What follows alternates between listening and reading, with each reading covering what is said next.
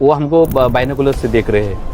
हमारी थोड़ी-सी भी हरकत है, वो दिन भर उनको उनके नज़र में है, क्योंकि वो हाइट पे बैठे हुए हैं। हाँ। और शाम के 5 साढ़े 5 बजे पाकिस्तान का एक आर्टिलरी का सेल आता है। वो सेल आके हमारे साथी के ऊपर गिरता है और उसके छितड़े हो जाते हैं और हमारे शरीर के ऊपर आके गिरते हैं, पूरा ब्लड शरीर के ऊपर। कुछ समझ ही नहीं समझ में नहीं आया, आया, गोली लगी, मुझे पता ही नहीं चला कि पूरा बट करके गोली तुरंत निकल गई और मैं ज़मीन पे आ गया। अगर नहीं उसमें हथियार उठा था तो शायद मैं आज आपके सामने नहीं बैठा होता।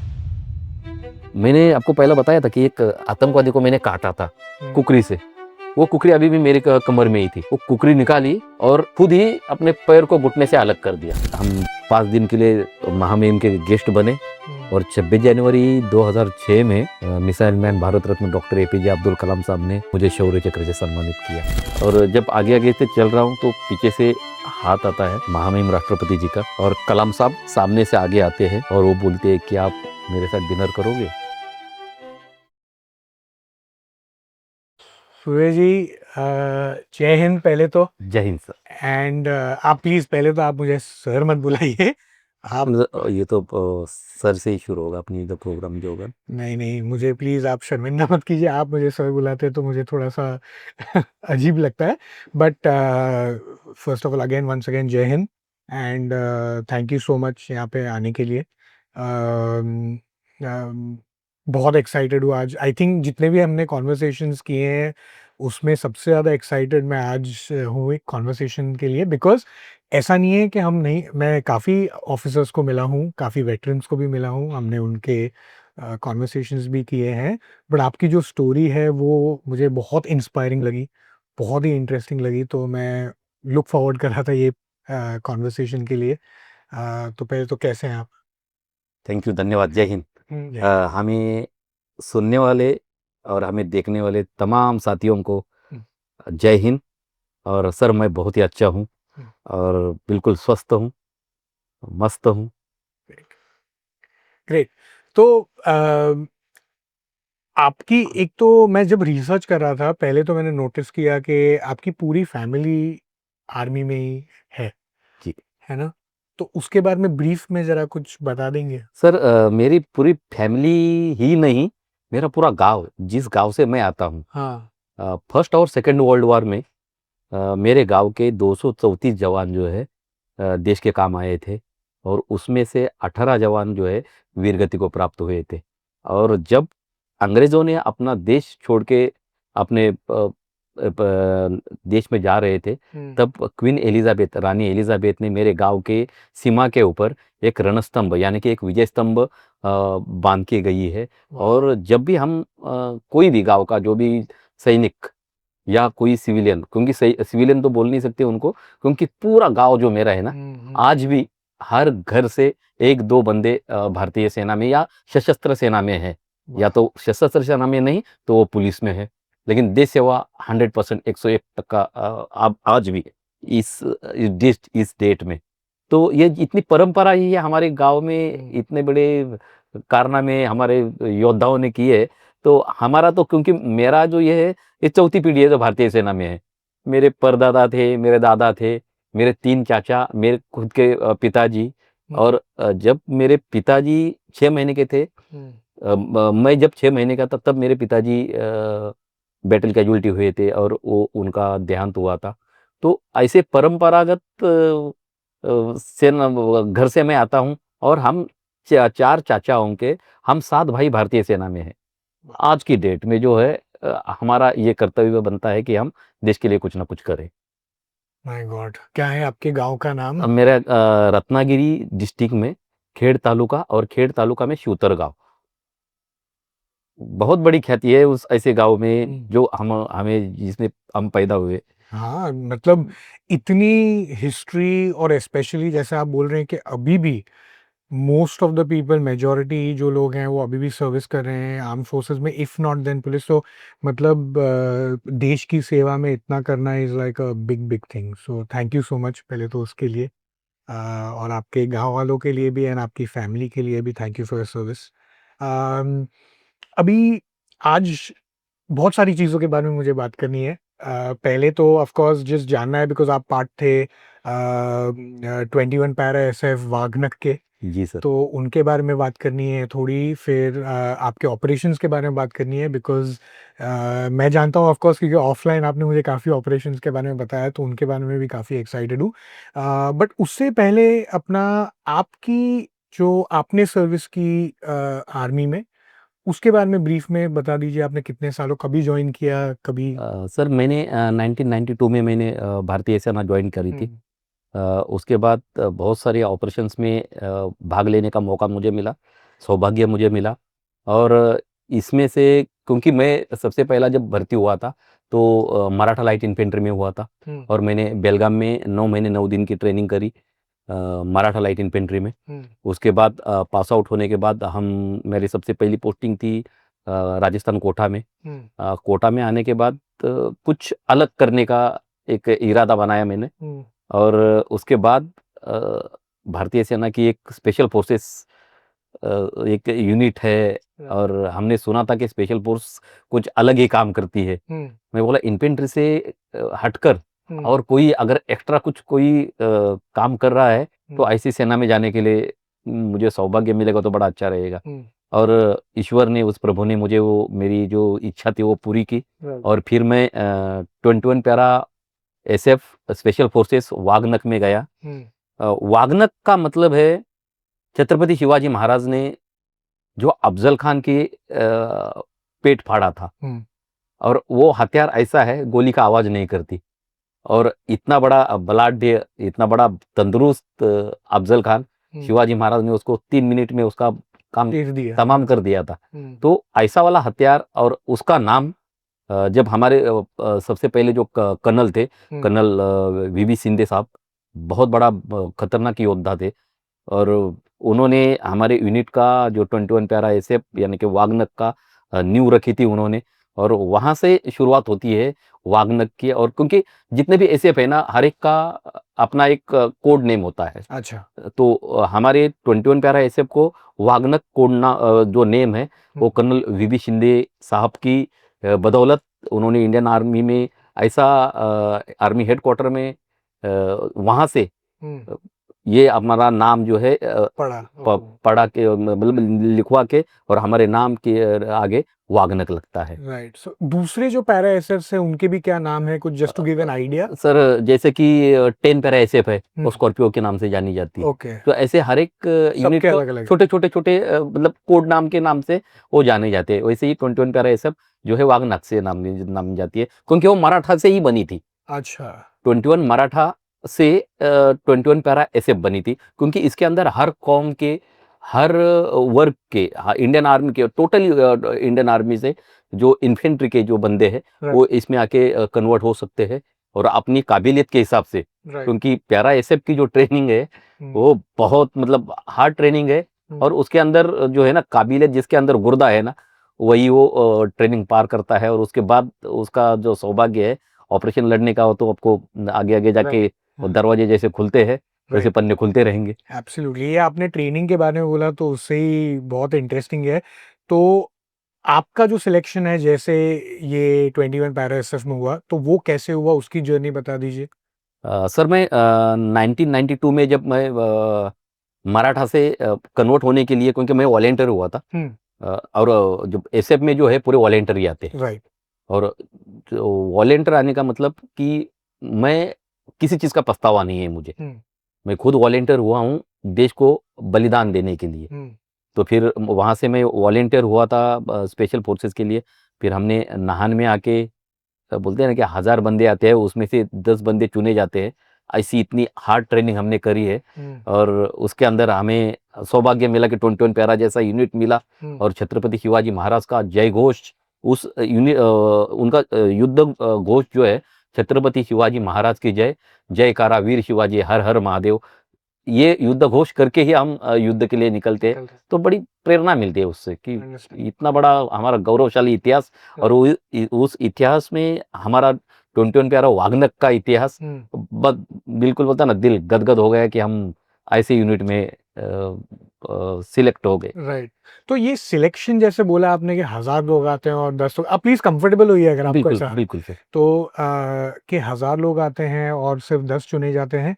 तो ये सिलेक्शन प्रोसेस की डिटेल्स कैसी होती है, क्या है वो थोड़ा बताइए? जो जैसे आपने बोला कि गुर्दा होता है तो ही आप सिलेक्ट हाँ सर, होता गलवा होता कैसा है सर, इसमें ना जितने भी बंदे जो आते हैं, उनका तो पहला प्रोविज़न होता है हाँ, कि आते तो बहुत ज़्यादा है, उसमें से फिर चुने जाते हैं कि ये आगे जाके करेगा क्या? हुँ, क्योंकि नॉर्मल इन्फेंट्री की ट्रेनिंग कितनी चलती है? 1 महीना, 2 महीने चलेगी, हुँ, और ये जो ट्रेनिंग है ना, उसका दर्जा कुछ अलग है। हुँ, उसको आपको सोल्जर नहीं बनाया है उन्होंने, हुँ, उन्होंने आपको कमांडो बनाना है और देश के लिए बलिदान देने के लिए आपको तैयार करनी है। तो उस हिसाब से वो ट्रेनिंग है कि आपको कुछ बताया नहीं जाता, अगला क्या है, आपको डिसीजन मेकर बनाया जाता है। आपको लड़ाई के साथ हुँ, उस टाइम पे तुरंत डिसीजन लेना, हुँ, या भाईचारा, अपने दोस्त के लिए अपनी जान देना, हुँ, या आप हम जो कोई भी कार्य करेंगे, उसका बिगैर आवाज़ का कुछ भी काम करने का जो तकलीफ मतलब वो तरतीब है, हुँ, वो बताई जाती है। आपको जंगल में क्या खाना है, जंगल में कैसा चलना है, उसके बाद तारों के साथ कैसे चलने हैं, अ, उसके बाद जो लड़ाई का जो इतिहास है, छत्रपति शिवाजी महाराज ने जो बताया था, गनिमी कावा जिसको बोला जाता था हुँ, मराठी में, और यहाँ पे बोलते हैं जो छोटे-छोटे टुकड़ियों में जाके दुश्मन को ऐसा घात करो हुँ, कि उस 10 मिनट के लिए कुछ सोच ही नहीं पाए, और ऐसा घात करो तुरंत वहां से निकल जाओ, और हम आए ही नहीं यहाँ पे, ये वाला डिसीजन उधर जो भी कमांडो है वो लेते हैं।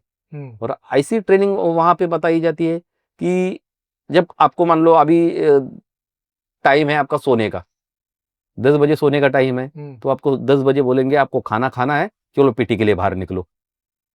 हुँ, पीटी हो गई, तुरंत आपको क्या करना है, नेविगेशन के लिए आपके पास मैप दिया जाएगा, जाओ आप इतना इतना प्रचलन करके आ जाओ रात भर। हुँ, अगर आप टाइम पे नहीं आते हो, तो अब मालूम तो है ही कि टाइम पे पहुँचना ही नहीं है हाँ, हमने, हाँ, क्योंकि इतना बड़ा टास्क है, अगर 3 किलोमीटर का एरिया है, ग्राउंड में 3 किलोमीटर का एरिया, जब आप उसमें जब चलोगे, मैप में जब चलोगे, तो हो जाता है 8 किलोमीटर का, और 8 किलोमीटर अगर 2 घंटे में आना है तो नहीं हो पाता, वो भी रात का टाइम। राइट, और ऐसी मुश्किल पहाड़ियों के ऊपर चलना बहुत मुश्किल हो जाता है। ऐसे में वो ट्रेनिंग करते हैं, जो उस्ताद है वो करवा के ले लेते हैं, हुँ, और जब एक कोई लेट हो गया तो पूरा आपका स्काउट ही लेट है। तो फिर वो ऐसे ही उनका वो चक्कर बनाया हुआ है, वो हमको ट्रेनिंग का वो पता नहीं कि अगला उनका परेड क्या है। हाँ, तो उसी हिसाब से आपको 10 मिनट बोलेंगे, चलो आप आज अभी आपका ट्रेनिंग यहाँ से शुरू होता है, हुँ, 10 मिनट में आप अगले वो पोस्ट पे जाके मिलना है। और फिर उसमें आपका साथी चाहिए ठीक-ठाक, कि अगर आप नाश्ते के लिए गए, हुँ, तब तक आपने उसका जो सामान लेके आपने पहुँचना है उधर, और दौड़ते-दौड़ते आपने नाश्ता करना है, और वो तुरंत अपने स्काउट पोस्ट पे बैठना है। हुँ, वहाँ से अगर थोड़ी-सी पलक आ जाती है, क्योंकि इतना थक के आएगा आदमी, हुँ, तो थोड़ा-सा तकलीफ होगी, वो सोने की कोशिश करेगा, क्योंकि आपको रात-दिन सोना नहीं दिया जाता उधर। हुँ, हुँ। मतलब ऐसे अगर आप बताएँ ब्रेक डाउन करके, समझ लीजिए अभी आपका जब ये ट्रेनिंग है, तो सुबह को कितने बजे उठते हैं और फिर उसके दिन कैसे चलता है वैसा? नहीं सर, इसमें कोई सुबह और शाम नहीं है। अच्छा, आपका सोने का कोई बोलेंगे हक नहीं है। आपको इतना हरास किया जाएगा, और अगर आपने बोला जाएगा कि आपको आप वॉलंटियर हुए हो, हुँ, क्योंकि आपकी पूरी जो सर्कुलर जो है ना, वो आपका बिगाड़ना है। अच्छा, जो आपका नॉर्मल नॉर्मल नॉर्मल लाइफ है, रूटीन आप लाइफ रूटीन बिगाड़नी है, है। उसको बिगाड़नी है। हाँ, और उस बिगड़े हुए रूटीन के साथ आप कैसे रहते हो? आपको अगर बोलते हैं ना कि खाने के लिए नहीं मिलेगा, तो आप क्या बोलेंगे, यार मेरे को भूख लगी है, मेरे को किसी भी हालत में मेरे को खाना चाहिए। हुँ, लेकिन आपको खाने के लिए देंगे, लेकिन टाइम नहीं होगा। हुँ, खाना आपके लिए गरम-गरम उधर आगे जाके परोसा हुआ है, लेकिन आपके पास टाइम नहीं है। आप अपने टाइम पे, आपका जब टास्क जब तक पूरा नहीं होता, हुँ, तब तक आप उस खाने तक पहुँच नहीं पाओगे। अगर खाने के तक पहुँच जाओगे तब तक, क्योंकि मेरे साथ मेरे स्काउट के जितने भी बंदे हैं, हुँ, मेरी वजह से उनको भी फिर तकलीफ देनी पड़ेगी। अंडरस्टैंड, क्योंकि हाँ, उनको भी फिर वही रगड़ा मिलते रहेगा, उनको भी वही लगातार क्राउलिंग करो, और जो पनिश है, सबको पनिशमेंट एक की वजह से, तो फिर हम तो यही सोचेंगे, चलो मेरी वजह से दूसरों के लिए तकलीफ, मैं जाके उस स्काउट पे मिल जाता हूँ, नहीं नाश्ता खाना मिला चलेगा, तो वो आपका जो सर्कुलर जो है ना, वो पूरा बिल्कुल बिगड़ाया जाता है, और समझ उसी में आपको काम करने की फिर आपको आदत पड़ जाती है। यार नींद नहीं है, हुँ, कोई बात नहीं, चलो आगे दौड़ते रहो, मतलब जब आपका उधर से आओगे, आपको 40 किलोमीटर का स्पीड मार्क दे देंगे। आपका 20 किलो का पिट्ठू अपने अपने पीठे लगाना है, और नींद कैसी होती है, फिर दौड़ते दौड़ते और थोड़ा सा झपक मार दी, चल आगे भागते रहो। उसके अंदर ही वही हमारी नींद है, वही हमारा पूरा उसके अंदर ही रिलैक्स करेंगे, तो पिट्ठू थोड़ा सा आगे करेंगे, झुकेंगे और भागते भागते, क्योंकि फिर रात को कहाँ पता चलता है कहाँ चलता है, उसमें ही नींद पूरी कर लेते। तो बट और साथ में कोई अपना साथीदार रहता है अपने कि? अपने ग्रुप से चलते हैं वो, अच्छा। पूरे ग्रुप में चलते हैं, बिल्कुल हल्ला गुल्ला करके चलते हैं, बिल्कुल जो जोश में चलते हैं यार, जयकारा करते चलते हैं, और भैया तू कहाँ पे है भाई, तू आजा, आ जाओ मिलो, एक साथ चलते हैं। ये पूरा कोऑर्डिनेशन बड़ा अच्छा रहता है उसमें, क्योंकि जितने भी कमांडोज है वो एक दूसरे के लिए, सिर्फ हमारा तो मकसद यही है कि कोऑर्डिनेशन ठीक ठाक होना चाहिए और एक दूसरे के लेके साथ सभी ने पार करना है। उसमें से कोई रहता है कोई, क्योंकि बीच में ही, क्योंकि आज तक 40 किलोमीटर का अगर स्पीड मार्च है तो सबके लिए लागू नहीं है होना। वो तो कुछ ना कुछ तो बोलेंगे, यार मेरे को रहने दें, और पीछे उस्ताद आते हैं, नहीं करना है साइड हो जाओ, तुरंत साइड हो जाओ, आपके लिए दूसरी गाड़ी लगी हुई है, चलो वापस चलो। ये करने के लिए तैयार है, क्योंकि हमें इतना बड़ा 2 महीने का हमने ट्रेनिंग लिया, 90 दिन की ट्रेनिंग है, 2 महीने हमारे 60 दिन पूरे हो गए, सिर्फ 30 दिन के लिए हम पीछे छोड़ दे। लेकिन अगला टास्क क्या है ये पता नहीं। जैसे ही आप उधर पहुंच जाओगे 40 किलोमीटर करके, फिर आपके पास आपका हथियार ले लो, चलो भैया फायरिंग के लिए, फिर फायरिंग पे टेक देंगे उधर। तो ये रेगुलर चलते डे आउट ये चलता ही है। बिल्कुल। Understand, great. एक्चुअली काफ़ी ये ट्रेनिंग और ये जो वेपन्स और ये सब के बारे में बात करनी है मुझे, लेकिन उसके पहले एक्चुअली मैं ऑपरेशंस के बारे में बात करते करते आपसे एक्चुअली ये सब बातें करूंगा, तो बहुत मेरे हिसाब से और भी इंटरेस्टिंग लगेगा। तो 21 पैरा एसएफ वागनर में आप ऑफ कोर्स हो गए भर्ती, इंस्टॉल हो गए, और उसके बाद में आपने कौन से ऑपरेशंस किए हैं इंडिया के लिए? सर मेरा सौभाग्य है कि ऐसे ऐसे ऑपरेशन लड़ने का मुझे मौका मिला। सबसे पहला मैंने लिया operation rhino Assam, operation orchid Nagaland, हिफाजत 1 मणिपुर, ऑपरेशन रक्षक जम्मू एंड कश्मीर, और उसके बाद ऑपरेशन कारगिल जो विजय के नाम से जाना जाता है। राइट। उसके बाद ऑपरेशन पराक्रम, वो भी जम्मू एंड कश्मीर में। उसके बाद ऑपरेशन हिफाजत 2 मणिपुर, जिसके अंदर मुझे 11 गोलियां लगी थी। राइट। उसके बाद ये सब होने के बाद एक लास्ट वाला मेरा ऑपरेशन था UN mission south Africa Congo, जो शांति सेना करके हम कॉन्गो में गए थे। अच्छा। ये सब ऑपरेशन लड़ने का सौभाग्य हमें मिला। Great, okay. और ये ऑपरेशन हिफाजत 2 के बारे में तो डेफिनेटली मुझे बात करनी है, बिकॉज उसमें जैसे आपने बताया कि आपको 11 गोलियां लगी, और उसके बाद में भी आप आज भी हमारे साथ, इतनी अच्छी बात है कि आपका विल पावर और आपकी मेंटल स्ट्रेंथ मतलब अलग लेवल की होगी to survive that sort of ordeal. तो उसके बारे में डेफिनेटली मैं बात करूंगा। पहले फिर किससे शुरू करें? थोड़ा ऑपरेशन विजय से शुरू करें कि पराक्रम से शुरू करें? आपको सर होता क्या, देखो ऑपरेशन विजय से शुरू होते हैं, ऑपरेशन पराक्रम में क्योंकि विजय शुरू हुआ था कारगिल से। तब मेरा यूनिट था जोरहाट में। हाँ। जोरहाट यानी कि आसाम। ओके। जोरहाट से हमको उठाया गया, और ये मुझे लगता है कि भारत देश के सभी को, ये दुनिया के सभी को मालूम होगा कि ये कारगिल की लड़ाई जो है 19,000 फीट पे ऊपर लड़ी गई थी। राइट। और सबसे हाई एल्टीट्यूड पे लड़ी गई लड़ाई बोले तो एक कारगिल की कारगिल में लड़ाई। से एक है, राइट। अच्छा, और उसके अंदर हमारा सौभाग्य कि हमारे 21 पैरा एसएफ को वागनर को एक टास्क दिया गया था कि अब मतलब मेरे 4 टीमें थे, अलग-अलग हिस्सों में बटी हुई थी। एक कोई मॉस्को वैली में थे, कोई, मैं आपको सबका उसका ब्यौरा नहीं दे पाऊँगा क्योंकि कुछ चीज़ें जो ऐसी है। तो मेरी मेरी एक टीम थी, पर्टिकुलर एक टीम थी, हमारे लिए था तोलोलिंग जैसी पहाड़ी थी। वो टोलोलिंग, ओके। तोलोलिंग जैसे पहाड़ी के ऊपर हमें चढ़ना था। टास्क हमको मिला। हमारा यूनिट के, हमको जोरहाट से जम्मू तक हम चले गए। जम्मू में हवाई जहाज से लैंड हुए, उसके बाय रूट श्रीनगर गए, श्रीनगर से बाय रूट हम कारगिल तक पहुंच गए। कारगिल यानी कि द्रास सेक्टर में। समझा। देखो जैसा हुआ क्या कि आपको वेदर के हिसाब से मैं बताता हूँ कि अभी हम जब जोरहाट में गए थे तो उस टाइम पे जोरहाट का टेम्परेचर था 32 डिग्री। जोरहाट से हमें उतारा गया, लेके गए जम्मू में। जम्मू में था 29 डिग्री। श्रीनगर में गए, श्रीनगर में टेम्परेचर था 9 डिग्री। अब श्रीनगर से जैसे जैसे ऊपर चले गए तो फिर माइनस होता गया, और फिर बाय रोड कॉन्वॉय से चलते हैं वो। उस टाइम पे क्योंकि पूरी इंडियन आर्मी उधर ही डिप्लॉय हो गई थी, राइट। कारगिल की वजह से। राइट। और कारगिल कोई एक पर्टिकुलर एक जगह नहीं है, कारगिल ये डिस्ट्रिक्ट है। मॉस्को वैली, द्रास, पंद्रास, ये जो सेक्टर्स है हम्म, वो उनसे 4 सेक्टरों से बना हुआ ये डिस्ट्रिक्ट यानी कि कारगिल, इसलिए उनको कारगिल बोला जाता है। राइट तो हमारे लिए टास्क मिला था तोलोलिंग का, राइट और हम चले गए द्रास सेक्टर में, और उस टाइम पे द्रास सेक्टर का जो टेम्परेचर था -14 डिग्री था। वाओ तो वहां से हम जब द्रास में पहुंचे तो क्लाइमेटेशन करने की थोड़ी सी जरूरत पड़ती है, राइट क्योंकि आप प्लस से जब जाओगे तो अपना एक्चुअल की शरीर आपका साथ नहीं देगा, राइट एक्लेमेटाइजेशन एक्लिमेटेशन तो करना ही पड़ेगा।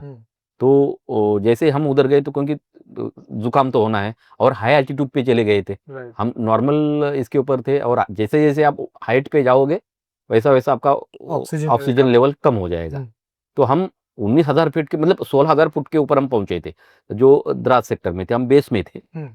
बेस में हमने रात के 5 बजे के करीब, शाम के 5 बजे था, रात में शाम के 5 बजे के करीब हम वहाँ पे उतरे। हमारे सीओ साहब को वहाँ से कुछ आदेश मिले कि आपका आपका ये टास्क है, और फिर हमने वैसे ही जो हमारा सामान था, हमने द्रास सेक्टर में आए। द्रास सेक्टर में आए और हमें जो टास्क मिला था उस पहाड़ी के नहीं, जो क्योंकि आप रोड के ऊपर या किसी प्लेन जगह पे आप आपका बेस नहीं बना सकते, अंडरस्टैंड क्योंकि तोलोलिंग की जो हाइट है वो उस हाइट से सीधा पूरा जितना भी NH1 नेशनल हाईवे 1 श्रीनगर से लेकर जो सियाचिन ग्लेशियर या उधर तक जाता है वो पूरा दिखाई देता है वहां से, राइट क्योंकि पूरा विजिबल वहां से करते थे। और जनरल परवेज मुशर्रफ का टारगेट ये था कट ऑफ कि कर देना इनको कट ऑफ कर लेना, ताकि ऊपर वालों को कुछ मिले ही नहीं और ये अपने आप अपने पाकिस्तान में मिल जाएंगे। राइट तो NH1 जाता है, तो क्योंकि हमने जब रोड से चले गए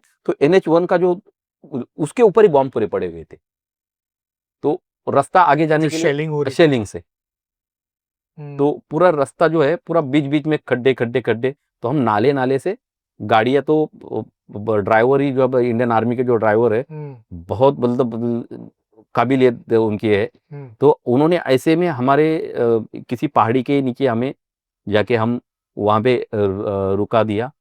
फिर हमने अपने टेंट निकाले, क्योंकि उधर तो कोई घर था नहीं, तो अपने टेंट के ऊपर ही रहने थे। और ऐसे -14 में आप सोच सकते हो कि कैसे रह सकते हैं आदमी।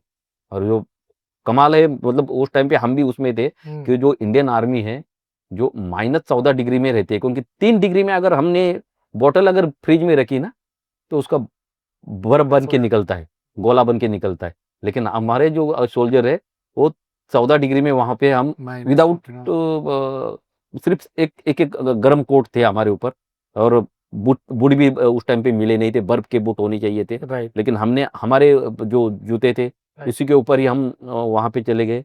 और तो फिर वहां पे जाके आपको फिर गियर वेयर मिला, फिर हाँ, टोलोलिंग का आपका टास्क फिर क्या था, ऑब्जेक्टिव क्या था जो आपको मिला था? हमको मिला था टोलोलिंग हासिल करनी है, और उसके ऊपर पाकिस्तान ने पहले से कब्जा कर रखा था। तोलोलिंग के लेफ्ट साइड में टाइगर हिल है, यस जो 19,000 फीट के ऊपर है, राइट और तोलोलिंग है, तोलोलिंग के और राइट साइड में, तोलोलिंग बीच में है, राइट साइड में 5041 यह हाइट है। पीक 5041 तो ये लगातार ये तीनों चोटियां ऐसी ऐसी है, तो जैसा हार्ट बनता है ना अपना हार्ट बीट, वैसी सेम वो वाली कहानी वहां पे है।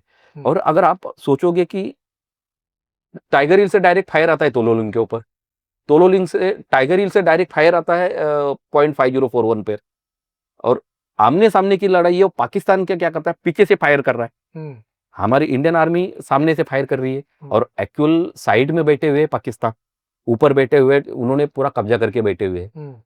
तो उनको खदेड़ना इतनी आसान नहीं था, ओके बहुत मुश्किल से हमने वो विजय हासिल करी थी, कि हमने बहुत कम से कम 553 जवान जो है हमारे वीर गति को प्राप्त हुए थे, और 1300 के करीब युद्ध विकलांग हुए थे, बैटल कैजुअल्टीज हुए थे।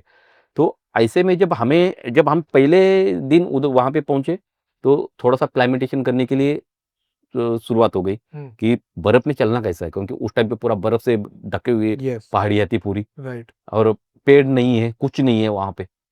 और ऐसे में जब क्योंकि हम जोरहाट से गए थे, थोड़ा सा क्लाइमेटेशन तो करना था, तो 1-2 दिन का क्लाइमेटेशन करने के बाद हम क्या करते थे, जब हमारा पूरा परेड प्रोग्राम के हथियारों की हैंडलिंग करनी जरूरी थी, हथियार जीरो होना जरूरी होता है। जीरो का मतलब उधर जाने के बाद क्लाइमेट के हिसाब से थोड़ा सा हथियार नीचे ऊपर होते हैं, अच्छा हवा का फर्क पड़ता है उसके ऊपर।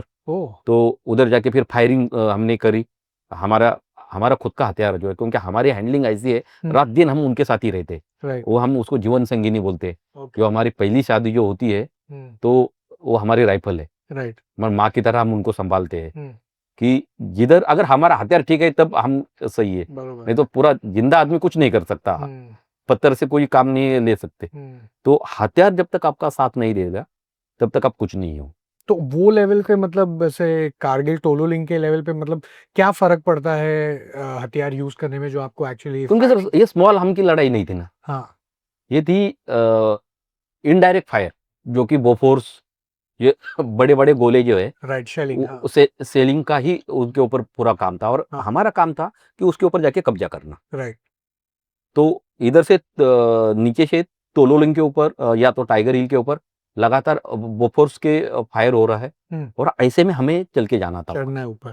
हमें ऐसा चलना था। लेकिन हम दिन में चल नहीं सकते, क्योंकि उनका ऑब्जर्वेशन पोस्ट, जो उनके जो ओपी बैठे हुए हैं जगह जगह पे, संगड़ बना के, संगड़ मतलब एक पत्थर का घर बना के, ओके। वो हमको बाइनोकुलर से देख रहे हैं।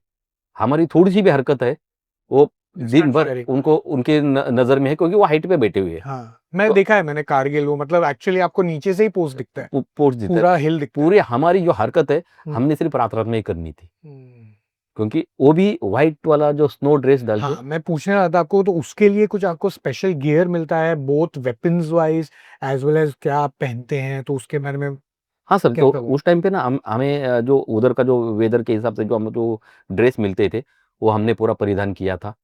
और सबसे पहले जो हमने 3 दिन तक हमने एक्लिमेटेशन हमने किया, हमको पता चल गया है कैसा चलना है, क्या करना है। और शाम के 5 बजे के करीब, तीसरे या चौथे दिन 5 बजे के करीब सर्वधर्मस्थल होता है ना, मंदिर बोलते हैं उनको।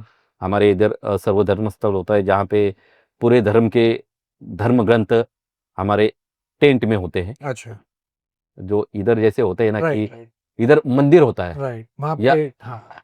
उधर हमारा तो 10 बाय 10 में पूरे सबके भगवान, हाँ। राइट। सबका अल्लाह, ईश्वर, जो आप जिसको भी मानते हो, उनके हमारे सर्व जगह पे सर्वधर्म स्थल के ऊपर पूरे धर्म ग्रंथ लगे हुए हैं, और खड़ा जो है वो है तिरंगा है, और हम उनके पुजारी है। जब हम ये धर्मस्थल के पूरे बाइबल या कुरान, गीता, रामायण, और जितने भी ये हम पूरे लगा के हो गए, उसके बाद तिरंगा खड़ा हो गया।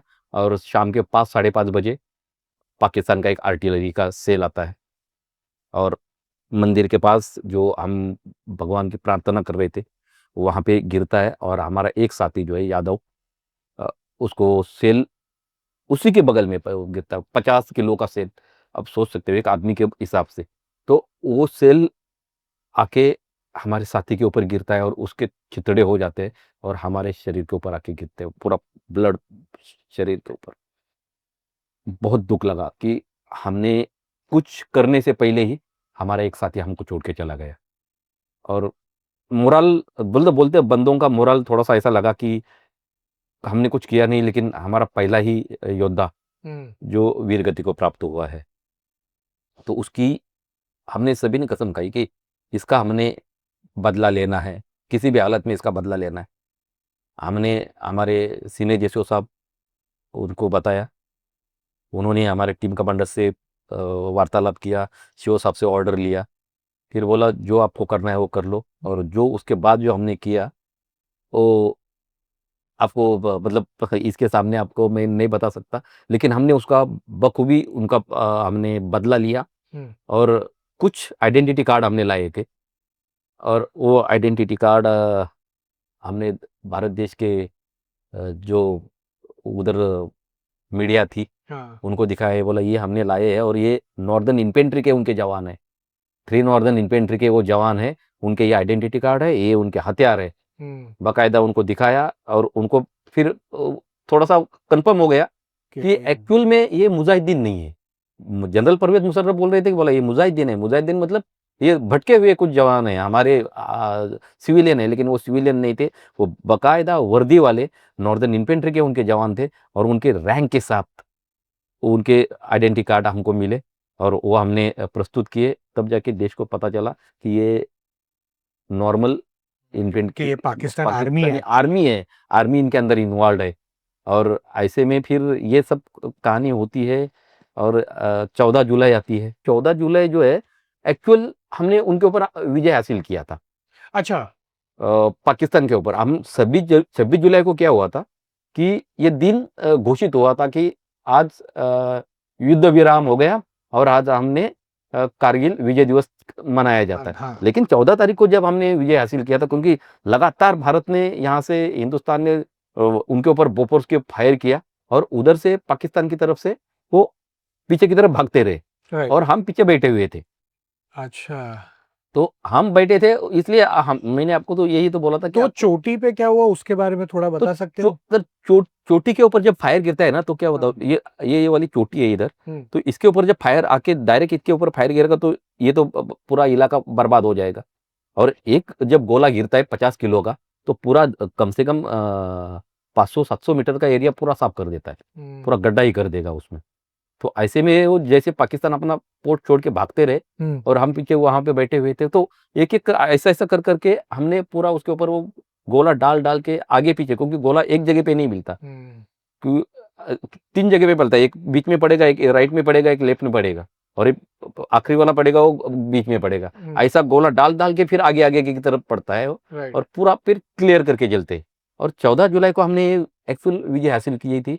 और जब विजय हासिल होगी उसके बाद दोबारा एक आदेश आता है कि विजय हासिल नहीं हुआ, आप दोबारा रोल डाउन करो। एक आधा अगर दूसरा भी अगर कोई मिलिटेंट आ गया तो पाकिस्तानी अगर भी छुपा होगा, सैनिक छुपा होगा तो हमको भारी पड़ेगा वो। फिर हमको दोबारा रोल डाउन करने के लिए बोल दिया। रोल डाउन मतलब? रोल डाउन मतलब पहले से ऊपर चढ़ो, ऊपर से फिर से नीचे देखते नीचे देखते आओ। नीचे चेक करके आ जाओ, पूरा पूरे जितने भी संगड़ है। संगड़ का मतलब जो हाँ, छोटे छोटे ऑब्जर्वेशन बंकर्स है, पोस्ट जैसे, हाँ, ऑब्जर्वेशन bunkers, हाँ। वो बंकर बंकर है उनके, वो हर एक को चेक करके आ जाओ। कोई एम्यूनिशन क्योंकि पिन खोल के गया होगा, कोई क्या कर मतलब एम्बुश लगा, मतलब क्या उसको बोलते हैं, माइंस लगा के गया होगा। हाँ। ये पूरे चेक करके अपने वापस आना है, तब जाके दूसरे हमारे इन्फेंट्री जाएगी उसके ऊपर कब्जा करेगी। तो ये हुआ था। फिर हमने 26 जुलाई को नीचे डाउन में, तब तक डाउन हो गए 25 जुलाई को, और 26 जुलाई को विजय हासिल हमारा हो गया। और फिर अटल बिहारी वाजपेयी जी ने राइट। जो घोषणा करी थी कि आज हमने 26 जुलाई को कारगिल विजय दिवस के नाम से हम वो दिन हाँ, बिकॉज जो जितनी भी सबसे ज्यादा इंटरेस्टिंग स्टोरीज जो थी वो सब एक्चुअली टोलोलिंग पीक 5457 नहीं 5041 5041 एंड ऑफ कोर्स जो टाइगर हिल थी उसमें ही एक्चुअली पूरा काफी मेन लड़ाई उधर थी। यस। राइट। हाँ जी। वाह, काफी इंटरेस्टिंग। ओके, और कुछ इंटरेस्टिंग ये कारगिल के वॉर के बारे में जो आप शेयर करना चाहेंगे थोड़ा सा, मतलब स्कर्मिश कैसे हुआ था या जो लड़ाई कैसे हुई थी उसके बारे में सर कुछ? क्या हुआ था, मेरे ख्याल से आपको शायद ये पता होगा कि हमारी ये शुरुआत कहाँ से हुई थी। शुरुआत हुई थी हमारे कैप्टन सौरभ सिंह कालिया, कैप्टन सौरभ सिंह कालिया साहब का एक ट्रुप उसका इसके लिए गया था, अम्बुश पेट्रोलिंग के लिए, हाँ, राइट। पेट्रोलिंग के लिए गए थे।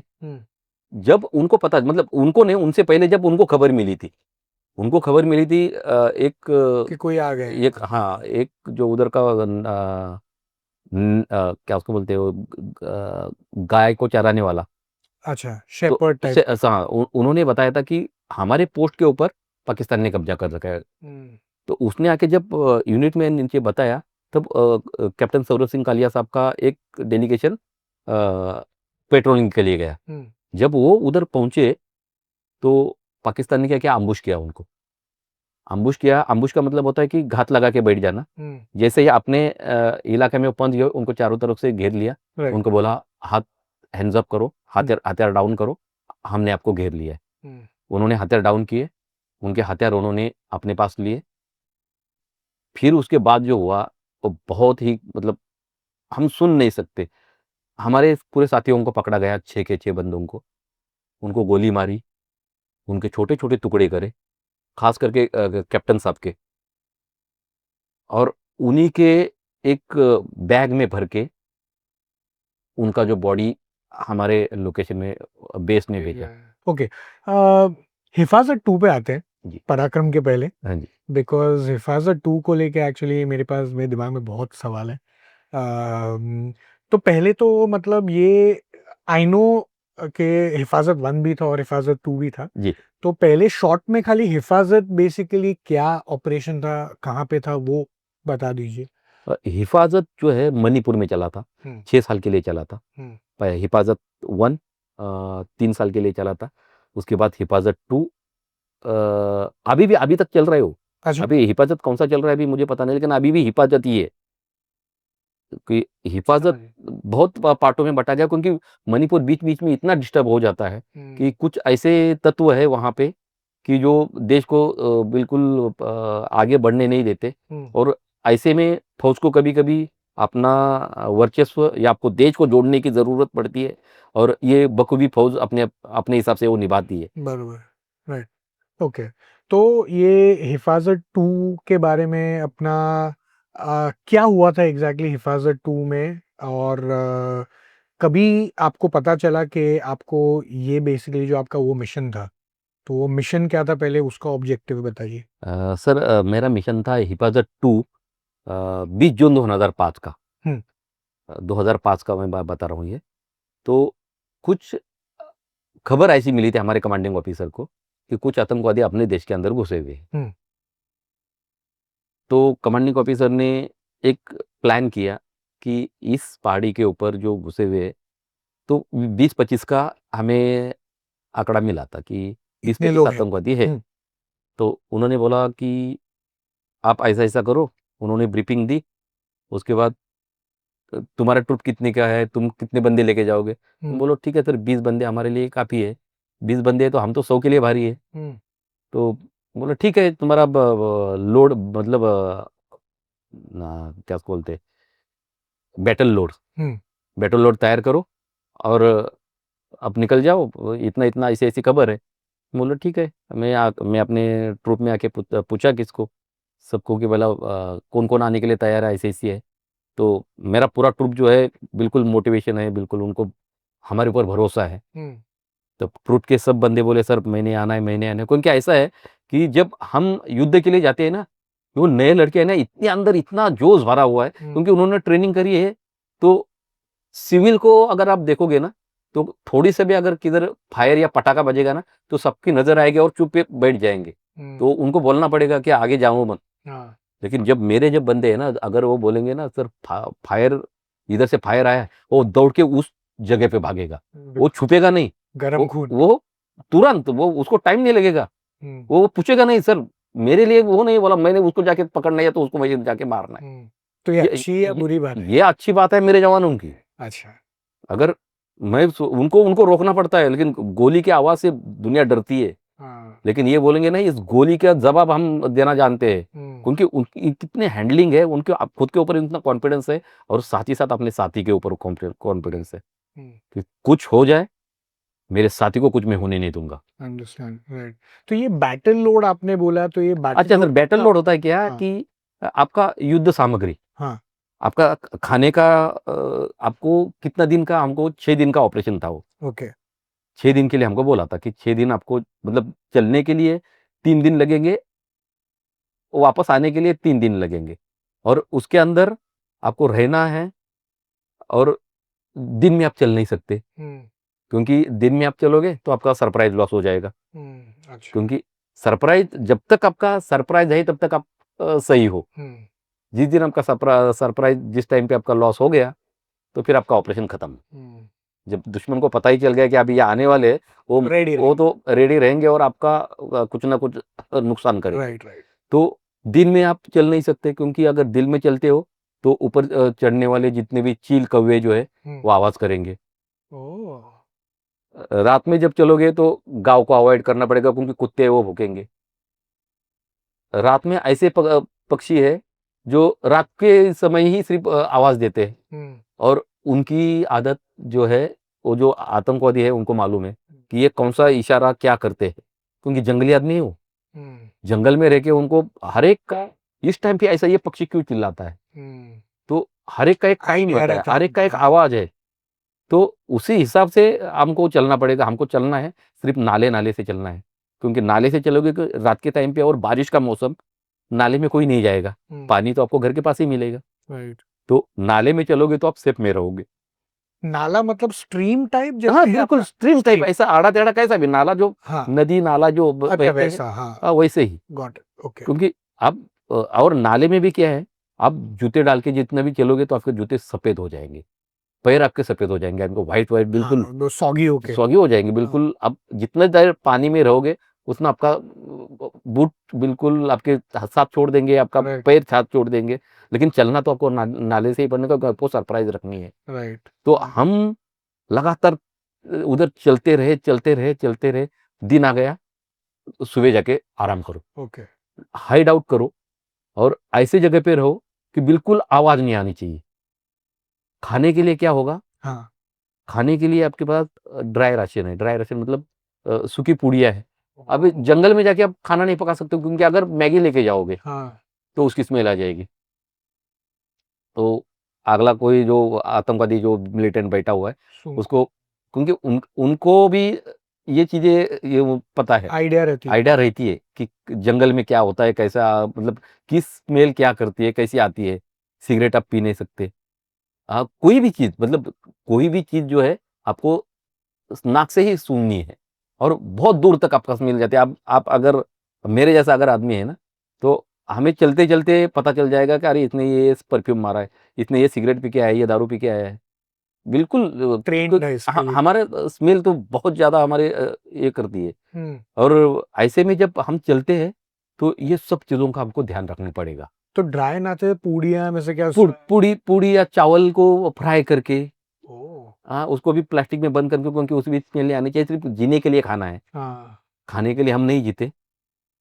हमको ऑपरेशन में सिर्फ एनर्जी रखनी है। हुँ, उधर तक पहुंचने के बाद एक बार हमने विजय हासिल कर ली, फिर आपके पास जो है वो आप पका के आराम से खा सकते हो। अच्छा, हाँ, क्योंकि उतना तो है, क्योंकि बैटल लोड के अंदर खाना कम, एम्यूनिशन ज्यादा। राइट। तो कितने एक सोल्जर मतलब का वेट क्या होता है देखो अपने? एक एक सोल्जर का वेट होगा 30-35 के करीब, क्योंकि 6 दिन का आपका खाने का राशन, उसके बाद आपका एम्यूनेशन, हुँ, उसके बाद रॉकेट लॉन्चर के गोले, उसके बाद आपका कम्युनिकेशन का आपका पूरा सामान, हुँ, उसके बाद मेडिकल का पूरा सामान, और आपका सॉक्स, अपने बीच में अगर बूट चेंज करने हैं तो वो, हुँ, तो मतलब 6 दिन का आपका पूरा परिवार, जितना भी आपका जो सामान लगता है 6 दिन के लिए, वो पूरा लेके आपने चलना है। क्योंकि आपको उधर कोई खाना बना के या पका के देने वाला नहीं। राइट, अपना खुद का सामान और खुद का खाना खुद ने ही उठाना है। हुँ, साथ ही साथ जो रॉकेट लॉन्चर, उसकी 16 या 17 केजी का एक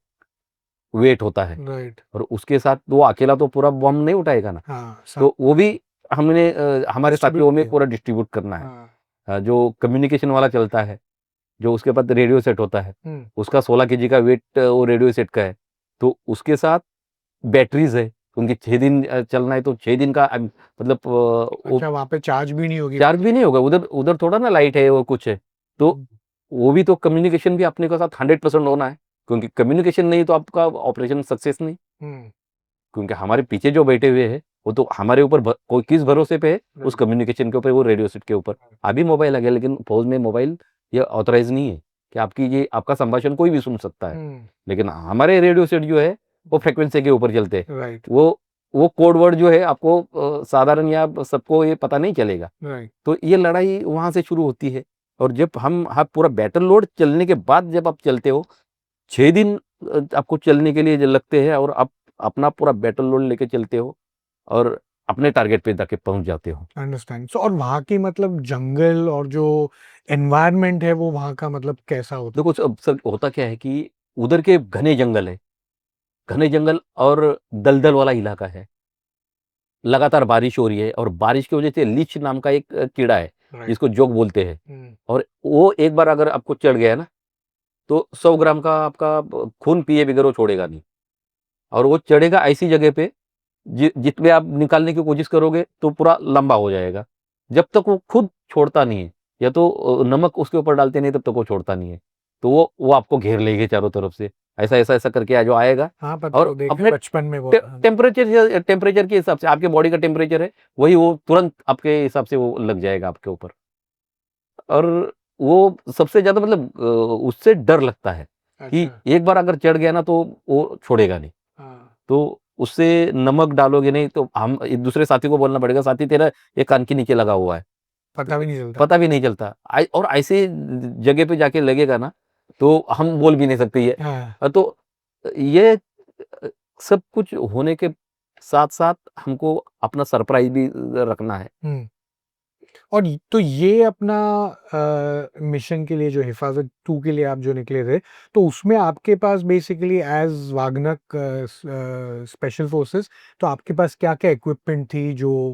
सर हमारे साथ ना स्पोटोस्कोप थे। ये क्या होता है? स्पोटोस्कोप होता है लंबे ही मतलब 2 किलोमीटर तक आप आराम से देख सकते हो उससे, ओके, ओके। पूरा सर्वाइवल कर सकते हो उससे। वो मतलब नॉर्मल नॉर्मल कैसे? Binoculars, not on the not on the rifle? नहीं राइफल नहीं, वो नॉर्मल अच्छा। आपको बाइपॉड के ऊपर, ट्राइपॉड जो ट्राइपॉड के ऊपर समझा। आप उसको स्टैटिक कर सकते हो, ओके, और ओके। जंगल में उसको ये लगा के कर सकते हो। उसके साथ अपना स्नाइपर रहेगा, स्नाइपर अपने पीछे बैठा हुआ होगा किधर, वो आपको ऊपर वो निगरानी रखेगा। और ये सब पूरा अपना जो ट्रूप जो है ना, हर बंदा जो है अपने अपने हिसाब से काबिल है वो, और ये गिने चुने बंदे हैं ये, राइट। कि ऑलराउंडर है। उनको बताने की जरूरत नहीं कि तेरा काम है, तेरा काम है, ऐसा नहीं, कुछ किसको बताने की जरूरत नहीं। एक बार उसको इशारा कर दिया, तेरा ये संभाल लेना है, बस कोई बात करने की जरूरत ही नहीं पड़ेगी, इतने ट्रेन है। और ऐसे में जब अपनी लोकेशन में जाके पहुंचते हैं तो मैं अपने साथियों को बोलता हूँ कि अपने अपने जगह पे लग जाओ। मतलब लगना मतलब आड़ पकड़ के बैठना है। हाँ। आड़ आड़ पकड़ के बैठना है। आड़ मतलब जब जंगल में पेड़ है, पेड़ के नीचे जाके बैठना है। अच्छा। और जून का महीना है, 20 जून का, मैं आपको वही बोल रहा हूँ तो जून। मतलब ये जो आप बता रहे हैं, जब ये आप पहुंच गए वो टेरेस के वहां हाँ पे, जी, अभी आपने जो आपको? बोला ना हथियार आप क्या लेके जा रहे हो, राइट, राइट, तो कुछ रॉकेट लॉन्चर लेके गए थे, राइट। AK-47 मतलब VZ-58 हमारे साथ है ही। हाँ। कुछ माइंस लेके गए थे। उसके बाद हर एक के साथ ग्रेनेड है, जो बम हाथ गोला बोलते हैं अपने को, राइट, वो राइट। ग्रेनेड है। उसके बाद हर एक के पास अपनी कुकरी है, जो मारने के लिए कुकरी है, तो कमांडो स्नैप है।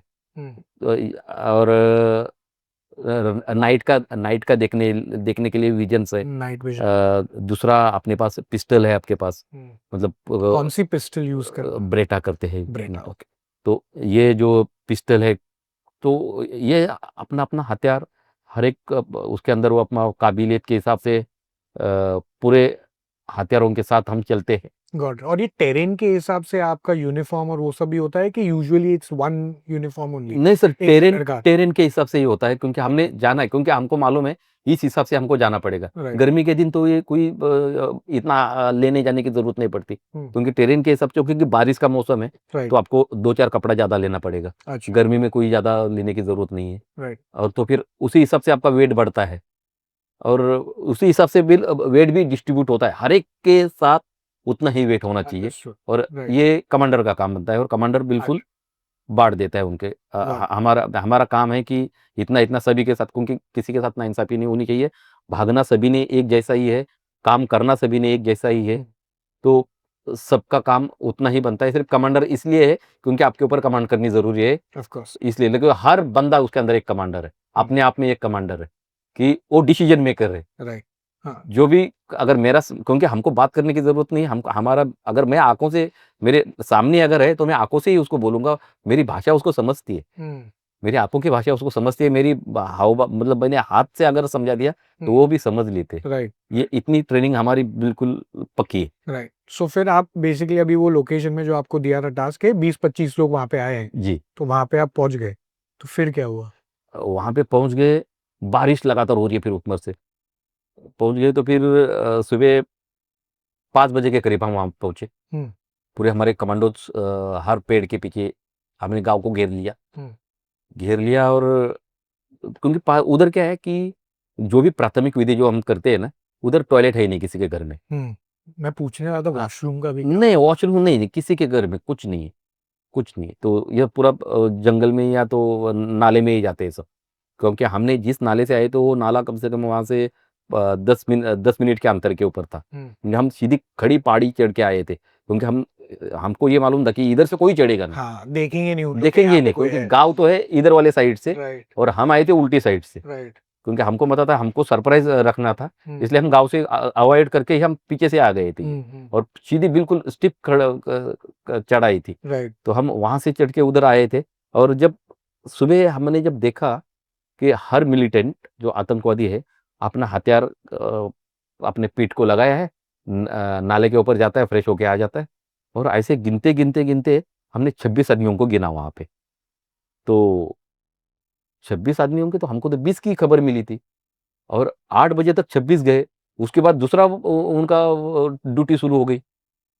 तो ऐसे गिनते गिनते कम से कम 35-40 के करीब हो गए। और फिर आप लोग कितने थे? और हम थे 20।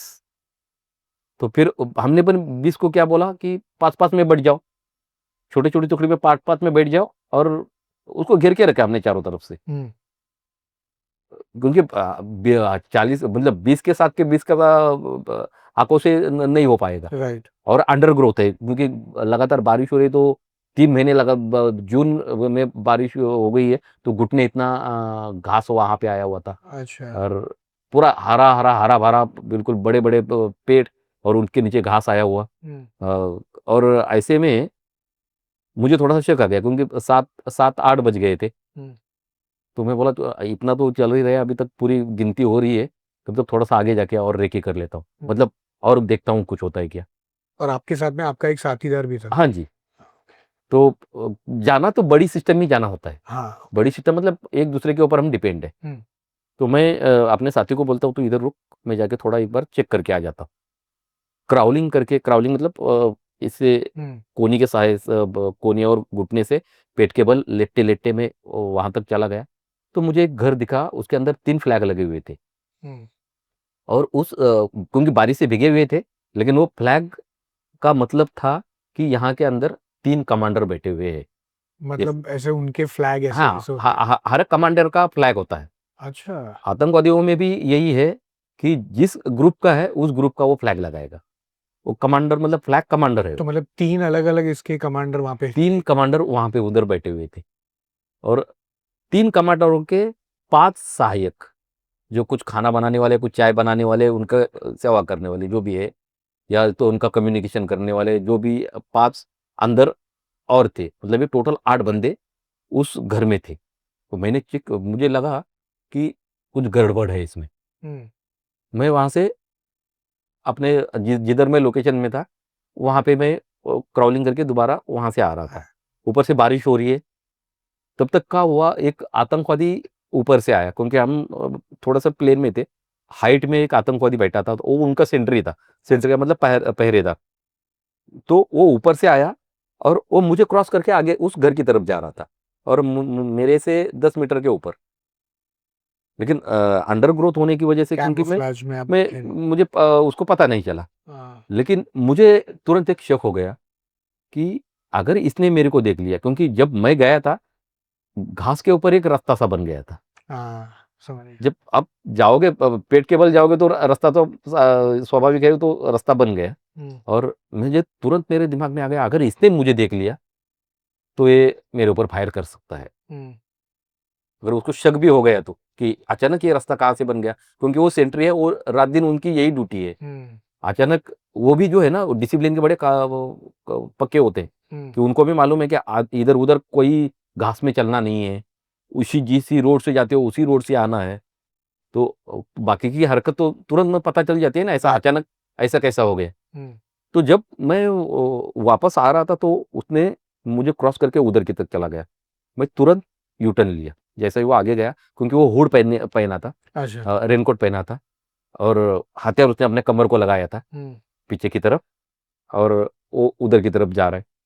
मैंने तुरंत उसके पीछे यू टर्न किया, अपनी कुकरी निकाली, उसके पीछे गया, उसका मुंह कर दिया बंद, कुकरी घुमाई उसके गर्दन के ऊपर।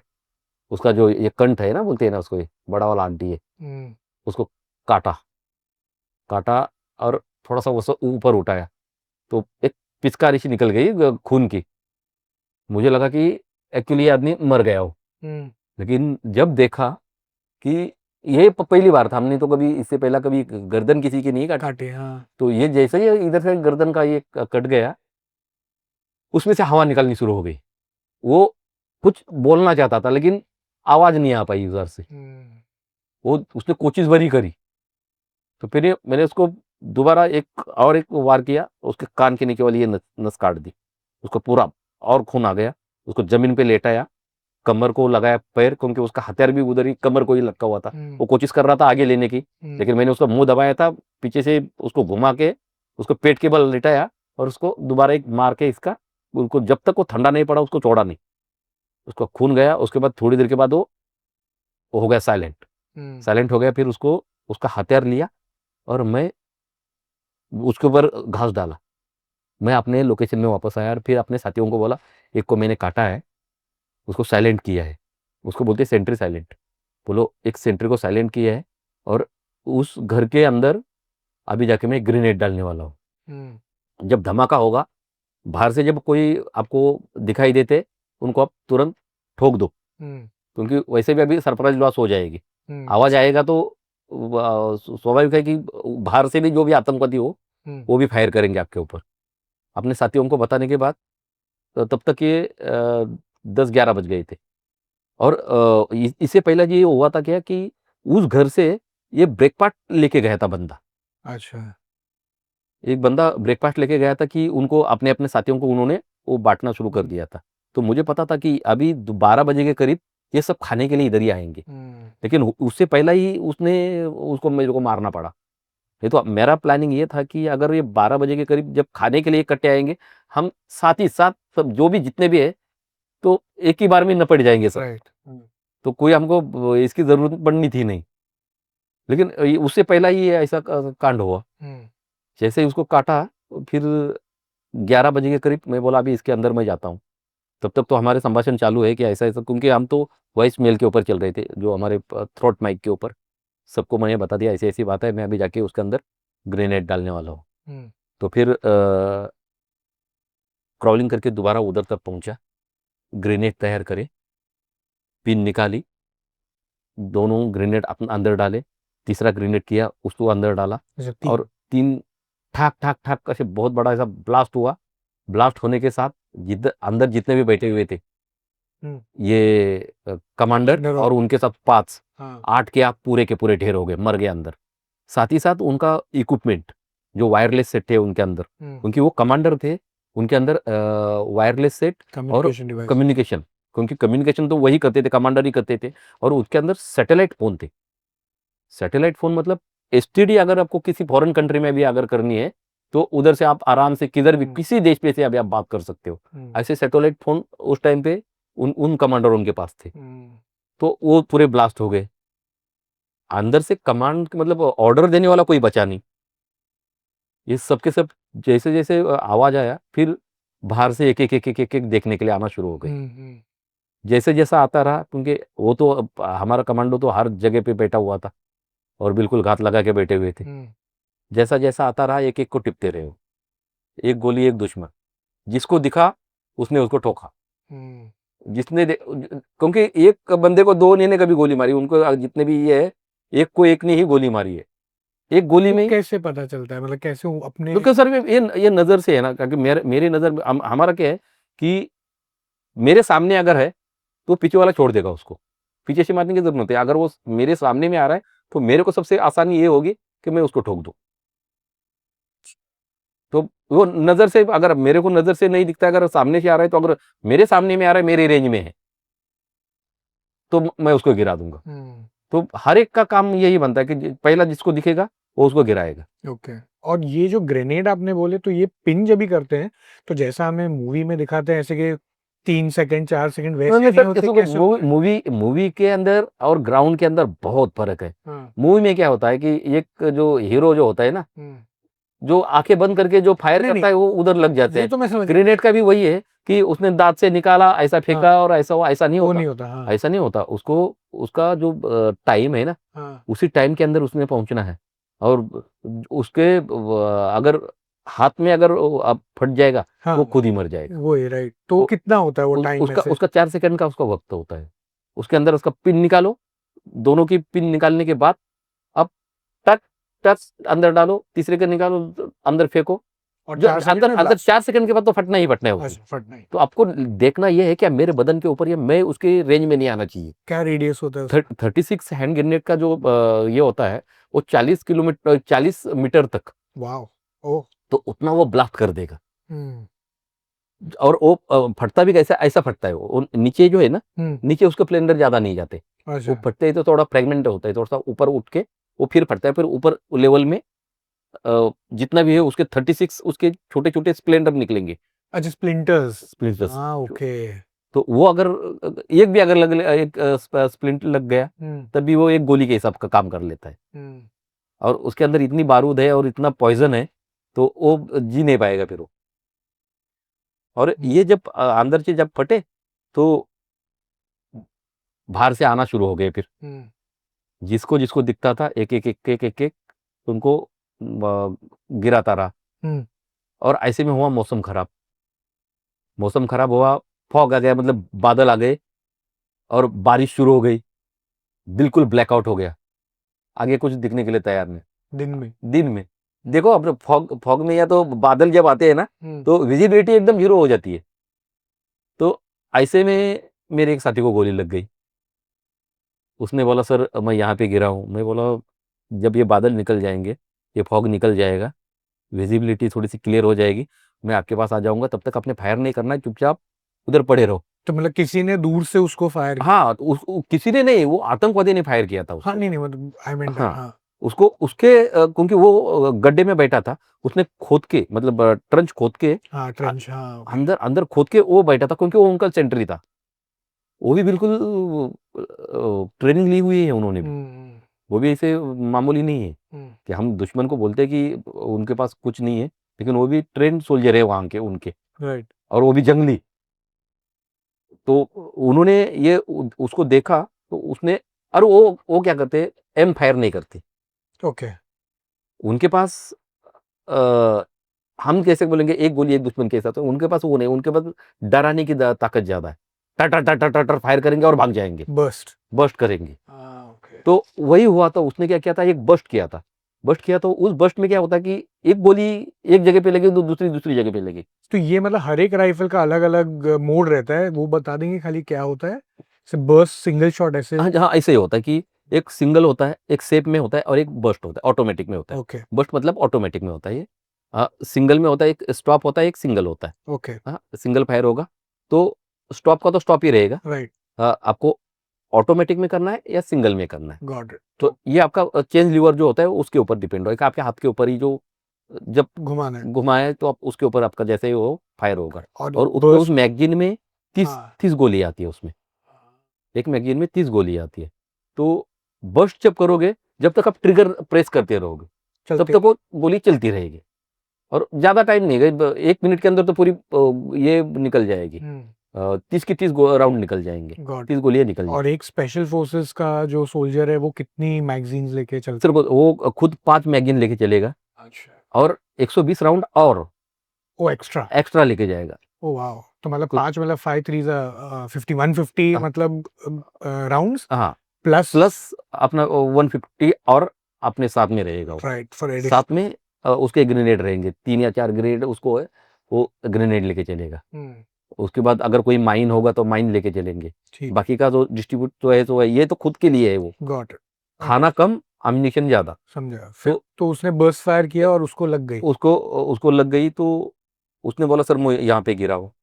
तो मैं बोलता हूँ कि जब तक ये मौसम क्लियर नहीं होता तब तक मैं आपके पास नहीं पहुँच सकता, क्योंकि ऐसे अंधाधुंध में हमारी ही गोली हमको लग जाएगी। राइट, जब तक कि अंधेरे में फायर करने का कोई मतलब नहीं है ना। राइट। सो ऐसे टाइम पे मतलब जब ये हुआ और इतने सारे लोग आ रहे थे और एक-एक करके शूट रहे, तो उन लोग भी मतलब गोलीबारी सब जगह कर रहे हाँ, थे, कैसे? नहीं सर, उनका हमको कैसे पता चलता है कि हमारा जो साथी है ना, हुँ, एक ही गोली फायर करेगा, अच्छा लाइक टप टप मारेगा, चुप रहेगा। हाँ, और ये जो आतंकवादी है ना, वो ट चारों तरफ से बस्ट करते रहेंगे, और हमको उनका लोकेशन पता चलता है फिर।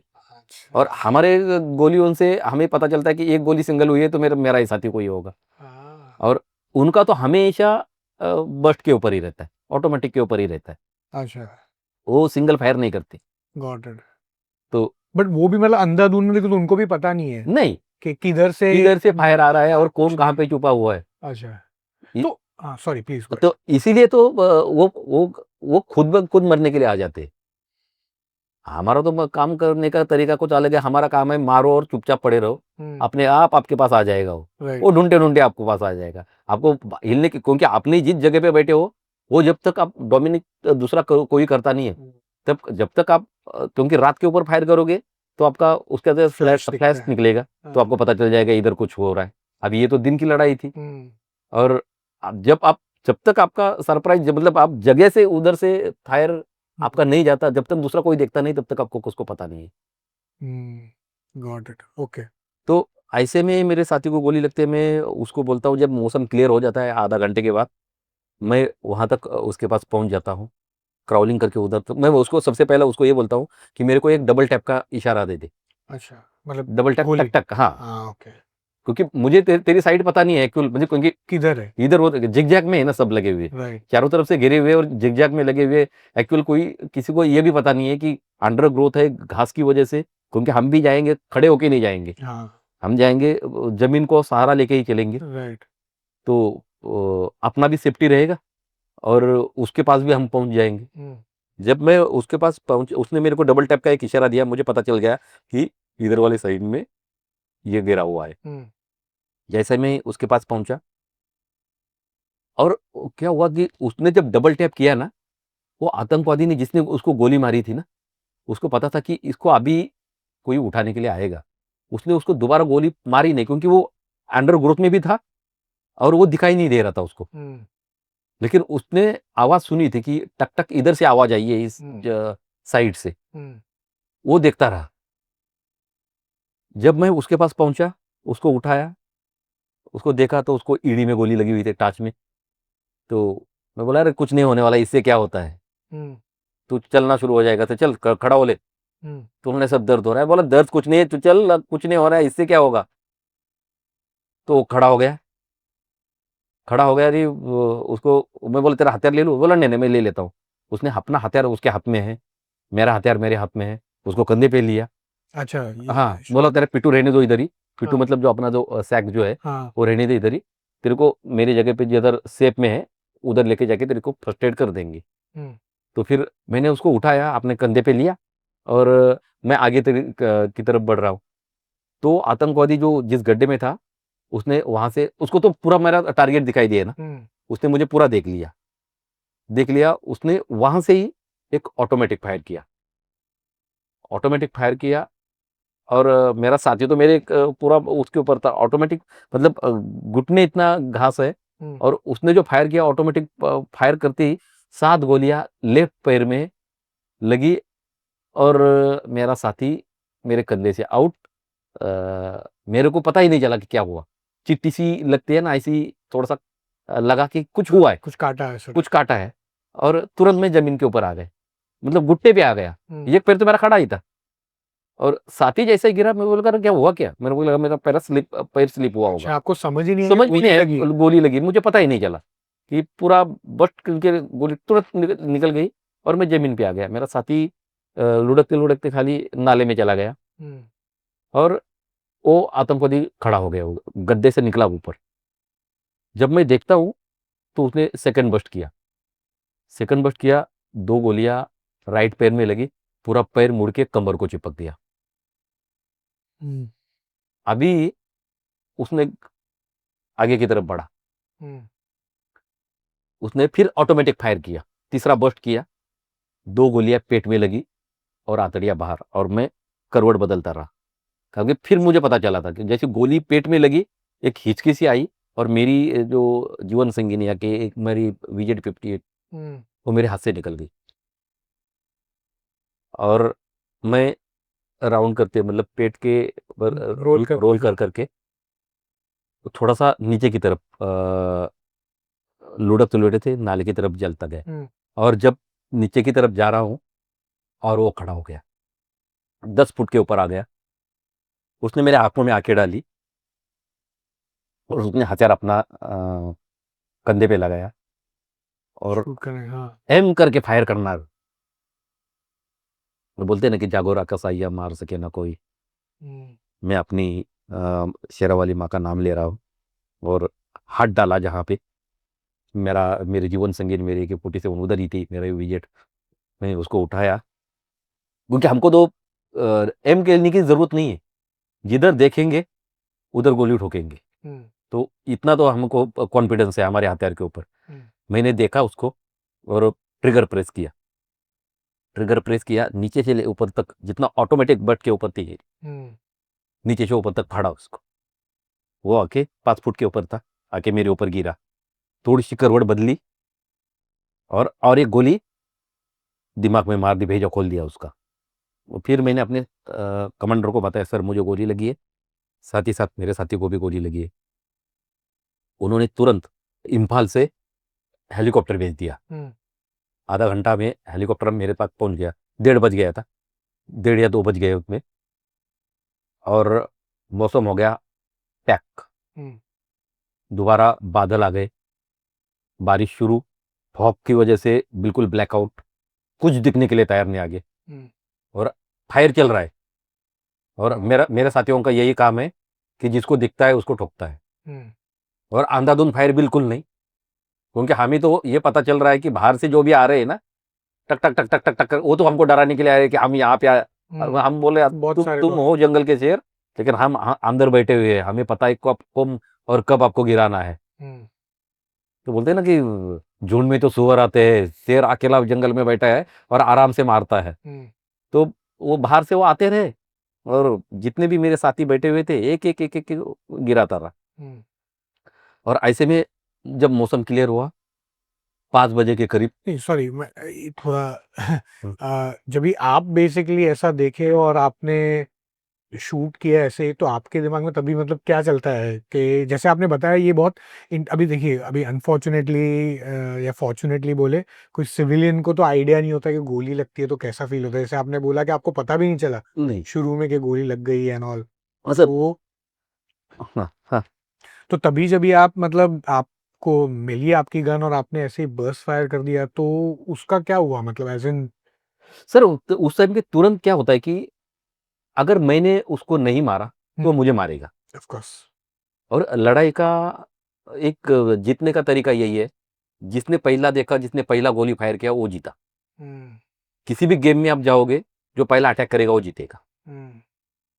तो हम उसने जब मेरे ऊपर अटैक किया तो मेरा काम था कि तुरंत अगर मैं उसके ऊपर फायर नहीं करता तो वो शायद मेरे को गिरा ही देता, क्योंकि 5 फुट के ऊपर जो है वो क्या करता। अगर उस टाइम पे अगर मैं मेरा हथियार नहीं उठाता तो उसने तो मुझे मार ही देना था, और मरता क्या नहीं करता। तो वो मतलब ऐसा ऐसा फायर कर दो तो वो पूरा सब कुछ, जैसे आपने बोला कि आपने वो कुकरी से उनका गला काटा तो हवा हाँ, निकल रही है, तो वैसा कैसा मतलब था वो दृश्य? वो सिचुएशन ही ऐसी थी सर, ये कि इसके कोई ध्यान ही नहीं है, क्योंकि ये हुआ था 2 मिनट के अंदर ही सब कुछ ये हो रही है। इधर देखने का यही नहीं पड़ा, क्योंकि मेरे को सबसे लगा था कि जब पेट की आंतड़ियां बाहर निकली ना, गोली लगी, तो मुझे लगा कि कुछ दौड़ रहा है पेट में, क्योंकि जब जमीन के ऊपर लेटा हुआ हूं मैं, तो गोली वो बाहर नहीं निकली, उसने जमीन को पार नहीं, डिडंट एस्केप योर बॉडी। हाँ बाहर नहीं निकल पाई, वो अंदर ही रही, दोनों भी बुलेट पेट के अंदर ही रहे, क्योंकि पेट में मैगजीन भी लगी हुई थी, तो मैगजीन को टकर के वो गोली अंदर ही रही, वो बाहर नहीं निकल पाई। तो दोनों बुलेट, जिंदे बुलेट अंदर ही, और ऐसे में पता तो चल रहा है कि ये 1 मिनट भी अगर हो गया ना तब भी जल रहा है अंदर कुछ, क्योंकि अच्छा। बुलेट जब जाता है तो पूरा गर्म लाल होके निकलता है, तो अंदर जलना शुरू हो गया था। अगर ये 2 मिनट के अंदर ही मतलब अगर नहीं उसमें हथियार उठाता तो शायद मैं आज आपके सामने नहीं बैठा होता। तो जब उठाया तो मेरे साथ मेरे परमपिता भगवान जो है, मैं माँ को मानता हूँ, उसने तो मेरा साथ ही दे दिया। जैसा ही मैंने ट्रिगर दबाया उसका पूरा खेल खत्म। और जब मैं नीचे गिरता हूँ तब मुझे पता लगा, जब वो आके मेरे ऊपर गिरा, थोड़ा सा साइड लेके उसका भेजा आउट करने के बाद जब हेलीकॉप्टर आया, हेलीकॉप्टर के अंदर जो बैठे हुए कमांडर्स थे उन्होंने बहुत नीचे डाउन करने की कोशिश करी, लेकिन हेलीकॉप्टर के ऊपर वो आतंकवादियों ने फायर करना शुरू कर दिया, क्योंकि मौसम थोड़ा थोड़ा क्लियर हो रहा है और उनको पता चल रहा है कि इस लोकेशन, क्योंकि जिस लोकेशन को मैंने ऑपरेशन के लिए आया था, मेरे कमांडिंग ऑफिसर को ये मालूम था कि इस लोकेशन में वो मुठभेड़ उनकी चल रही है, हम्म, और ये पूरा हमारा संभाषण वो सुन भी रहे हैं ऑफ कोर्स। रेडियो सेट के ऊपर। तो ये सब कुछ ये उनके होने के बाद जब हेलीकॉप्टर के ऊपर उन्होंने फायर करना शुरू किया, हेलीकॉप्टर ने बहुत थोड़ी सी हाइट और पकड़ी, उन्होंने अपना मतलब बोलते हैं ना कि उन्होंने आखिरी दम तक उन्होंने मेरे साथ नहीं छोड़ा। वो 5 बजे तक इंतजार करते रहे और ऊपर घूमते रहे, लेकिन आतंकवादियों ने उन्हें डाउन होने नहीं दिया। उनको मालूम था कि कुछ ना कुछ इनके अंदर हुआ है। जब हेलीकॉप्टर ऊपर घूम रहा है, इवैक्यूएशन के लिए। हाँ, कुछ ना कुछ उनके ऊपर हुआ है। उनके पास आरपीजी था, जो पाकिस्तानी रॉकेट लॉन्चर है वो उनके ऊपर वो मारते रहे। तो फिर 5 बजे के बाद तो अंधेरा शुरू हो गया, और नॉर्थ ईस्ट में मालूम है ना आपको कि बहुत जल्दी अंधेरा होना शुरू हो जाता है। 5 बजे तो अंधेरा होना शुरू हो जाता है, और ऐसे में हेलीकॉप्टर हेलीकॉप्टर लैंड नहीं लैंड हो पाया। और उन्होंने जो कमांडर थे अंदर बैठे हुए पायलट थे, उन्होंने बोला सर इनको सुबह तक बचा के रखो, फर्स्ट फ्लाइट हो जाएगी, मतलब सुबह 7 बजे के करीब हम इनको इवैक्यूएट करने के लिए दोबारा आ 14 जाएंगे। आवर्स। हाँ सर। तो वो 14 आवर्स कैसे गुजरे? फिर शुरू होती है एक्चुअल लड़ाई। ये है यहाँ की कि जो हौसला होते हैं ना, तो ये हौसला ये था कि जो हमें ट्रेनिंग में सिखाया गया था, हमको जो रगड़ा मिला था, जितनी जो ट्रेनिंग थी, वो पूरा अभी यहाँ पे वो काम आने वाला था। कुछ नहीं होता, जो बोलते हैं ना कि आपके साथ आपका अगर हौसले बुलंद हो, आपको दर्द सहने की ताकत हो, और आपके पास ऐसा कोई मोटिवेशन हो कि, क्योंकि मैं जिस रेजिमेंट से आता हूँ, मैं जिस कास्ट से आता हूँ, मैं मराठा कास्ट से हूँ, और हमारा इतिहास है बाजी प्रभु देशपांडे का, आपने अगर नाम सुना होगा, तो उन्होंने जब खिंड की लड़ाई लड़ी थी, अपनी खुद की गर्दन काटी, फिर भी उन्होंने अपनी तलवार नहीं छोड़ी थी। ऐसी उन्होंने लड़ाई लड़ी थी। जब तो मैं तो ये बोल रहा हूँ कि उन्होंने वो लड़ाई लड़ी, तो मेरा तो क्या हुआ है, ये सिर्फ पैर ही तो गया है, उससे क्या होने वाला है, उससे थोड़ा ना मरने वाला हूँ। और जिसकी गर्दन कटी, वो कभी उन्होंने अपना हथियार नहीं छोड़ा, तो मैं अपनी ये पैर की वजह से हथियार छोड़ा ना छोड़ूंगा। तो ये बड़ी एक पीछे एक प्रेरणा मिली थी। और ऐसे में सारी रात चलती रही। मेरे साथियों ने मुझे वहां से निकाला और एक नाले में लेके गए। नाले में लेके गए, जितने कमांडोज थे उनके पास मॉर्फिन का इंजेक्शन और आईवीज थी। एक एनए नॉर्मल सलाइन और आरएल रिनल लैक्टर, जो खून को सपोर्ट करती है। ओके। तो हर एक कमांडो को ये मालूम है कि उसको मेडिसिन कैसा देना है, स्टिचिंग कैसी करनी है। तो मेरे साथी ने मेरे नाले में लेके गए, पूरे कपड़े उतारे, चेक किया तो पूरे आंतड़ियाँ बाहर, ये लेफ्ट पैर का तो पूरा आंतड़ियाँ मतलब इंटेस्टाइन। इंटेस्टाइन, क्योंकि होल तो पढ़ने के लिए इतना दिखता है, लेकिन जब सांस लेते हो ना, तो अंदर कुछ रुकता नहीं है ना, क्योंकि अंदर इंटरनल ब्लीडिंग शुरू हो गई। अंदर इंटेस्टाइन जो है डैमेज हो गया। डैमेज हो गई होने की वजह से वो अंदर जितनी भी गंदगी थी पूरा बाहर फेंकना शुरू हो गई। एक पैर का पूरा हड्डी निकल के लेके गई, सिर्फ मांस मांस बचा है। दूसरा पैर कंपाउंड फ्रैक्चर हो गया है, धराते की तरह हो गया है ऐसा, तो उसको जोड़ नहीं सकते। तो मैं अपने साथियों को बोल रहा हूँ, भाई इसको काट दे कम से कम, ताकि दर्द बहुत ज्यादा हो रहा था। उन्होंने मुझे मॉर्फिन का इंजेक्शन तो दे दिया, लेकिन क्या पता है, आपके आंखें जो है ना, वो कभी कभी बर्दाश्त नहीं करती। अच्छा, जो देखने के खून, लिए। खास करके खून, किसी चीज को भी देखो, अगर लाल चीज को आप देखोगे तो आपका तुरंत एक्ट उधर हो जाएगा। और ये तो मैं खुद झेल रहा हूँ, लेकिन ऐसा था कि जब मॉर्फिन का इंजेक्शन चढ़ा था तो मुझे ये दर्द हुआ ही। तो मॉर्फिन मतलब खाली पेन किलर की पेन तरह एक्ट करता है? ना ना, पेन किलर है ना, पेन किलर है ये। अच्छा, कुछ तो ऐसा एनर्जी वेनर्जी नहीं नहीं नहीं नहीं कुछ नहीं नहीं करता? नहीं। तो फिर मैं उसको साथी को बोला, अरे इसको काट दे, तो बोला सॉरी सर। क्योंकि बांधने के लिए, उसको फर्स्ट एड करने के लिए भी, बांधने के लिए जब बांधोगे तो किधर ना किधर से तो खून निकल जाएगा, और पूरा मांस मांस लटका हुआ है। पंजे को कुछ नहीं हुआ, सिर्फ पेंड्री वाला हिस्सा है, वो वही सिर्फ ब्लास्ट हुआ है। और सॉरी, पंजा पेंट मतलब मैं समझा नहीं। पेंड्री का मतलब ये है ना, ये हिस्सा हाँ, ओके, काफ। काफ। ओके। और ये पूरी गोलियां निकल के लेके गई। ये नीचे पंजा है, उसको कुछ नहीं हुआ। तो ऐसे में फिर मेरे साथी को बोल रहा है, भैया इसको काट दे, तो बोला सॉरी सर। तो उसने क्या किया, मैं बोला चलो, उधर से 2 डंडे काटे उसने, और ये राइट पैर था, उसको स्प्लिंट किया, उसको उसको साइड में आके सरळ सीधा करके उसको हम्म, बांध दिया, बूट की लेस निकाली, उसने उसको बांध दिया, फर्स्ट एड कर दिया उसका अच्छी तरीके से, उसका ब्लड भी रुक गया और वो जम भी गया बिल्कुल, हम्म, सीधा कर दिया। तो बोला लेकिन इसको इसको तो मैं बोला और इसको पॉइजन भी चढ़ रहा है और ऊपर खून भी निकल रहा है और दर्द होना शुरू हो गया है अभी, हम्म, तो उसको उसको काट दे। तो बोला सॉरी सर नहीं होगा। मैंने आपको पहले बताया था कि एक आतंकवादी को मैंने काटा था हम्म, कुकरी से, वो कुकरी अभी भी मेरे कमर में ही थी। वो कुकरी निकाली और खुद ही अपने पैर को घुटने से अलग कर दिया, बोला इसको काट दिया उधर से और उसको बोला अभी बांध। my God, तो मेरा साथी बोलता है सर अभी क्या अब मतलब बोलते हैं ना आंख से आंसू आना शुरू हो गए उसके। बोला सर, बोला ना कुछ नहीं होता, तू उसको अभी बांध दे, बांध दे उसको। उसने उसको बांधा बिल्कुल। तो हमारी जो ये थी बैंडेज, हम्म, बैंडेज निकाली, उसके बाद बनियान निकाली, उसके बाद उसको बिल्कुल कच जाम बांध के। बट वो फीलिंग जो है मतलब वो नहीं सर, कुछ कैसे फीलिंग थी नहीं उसमें कुछ, क्योंकि सिर्फ मांस मांस बचा हुआ था।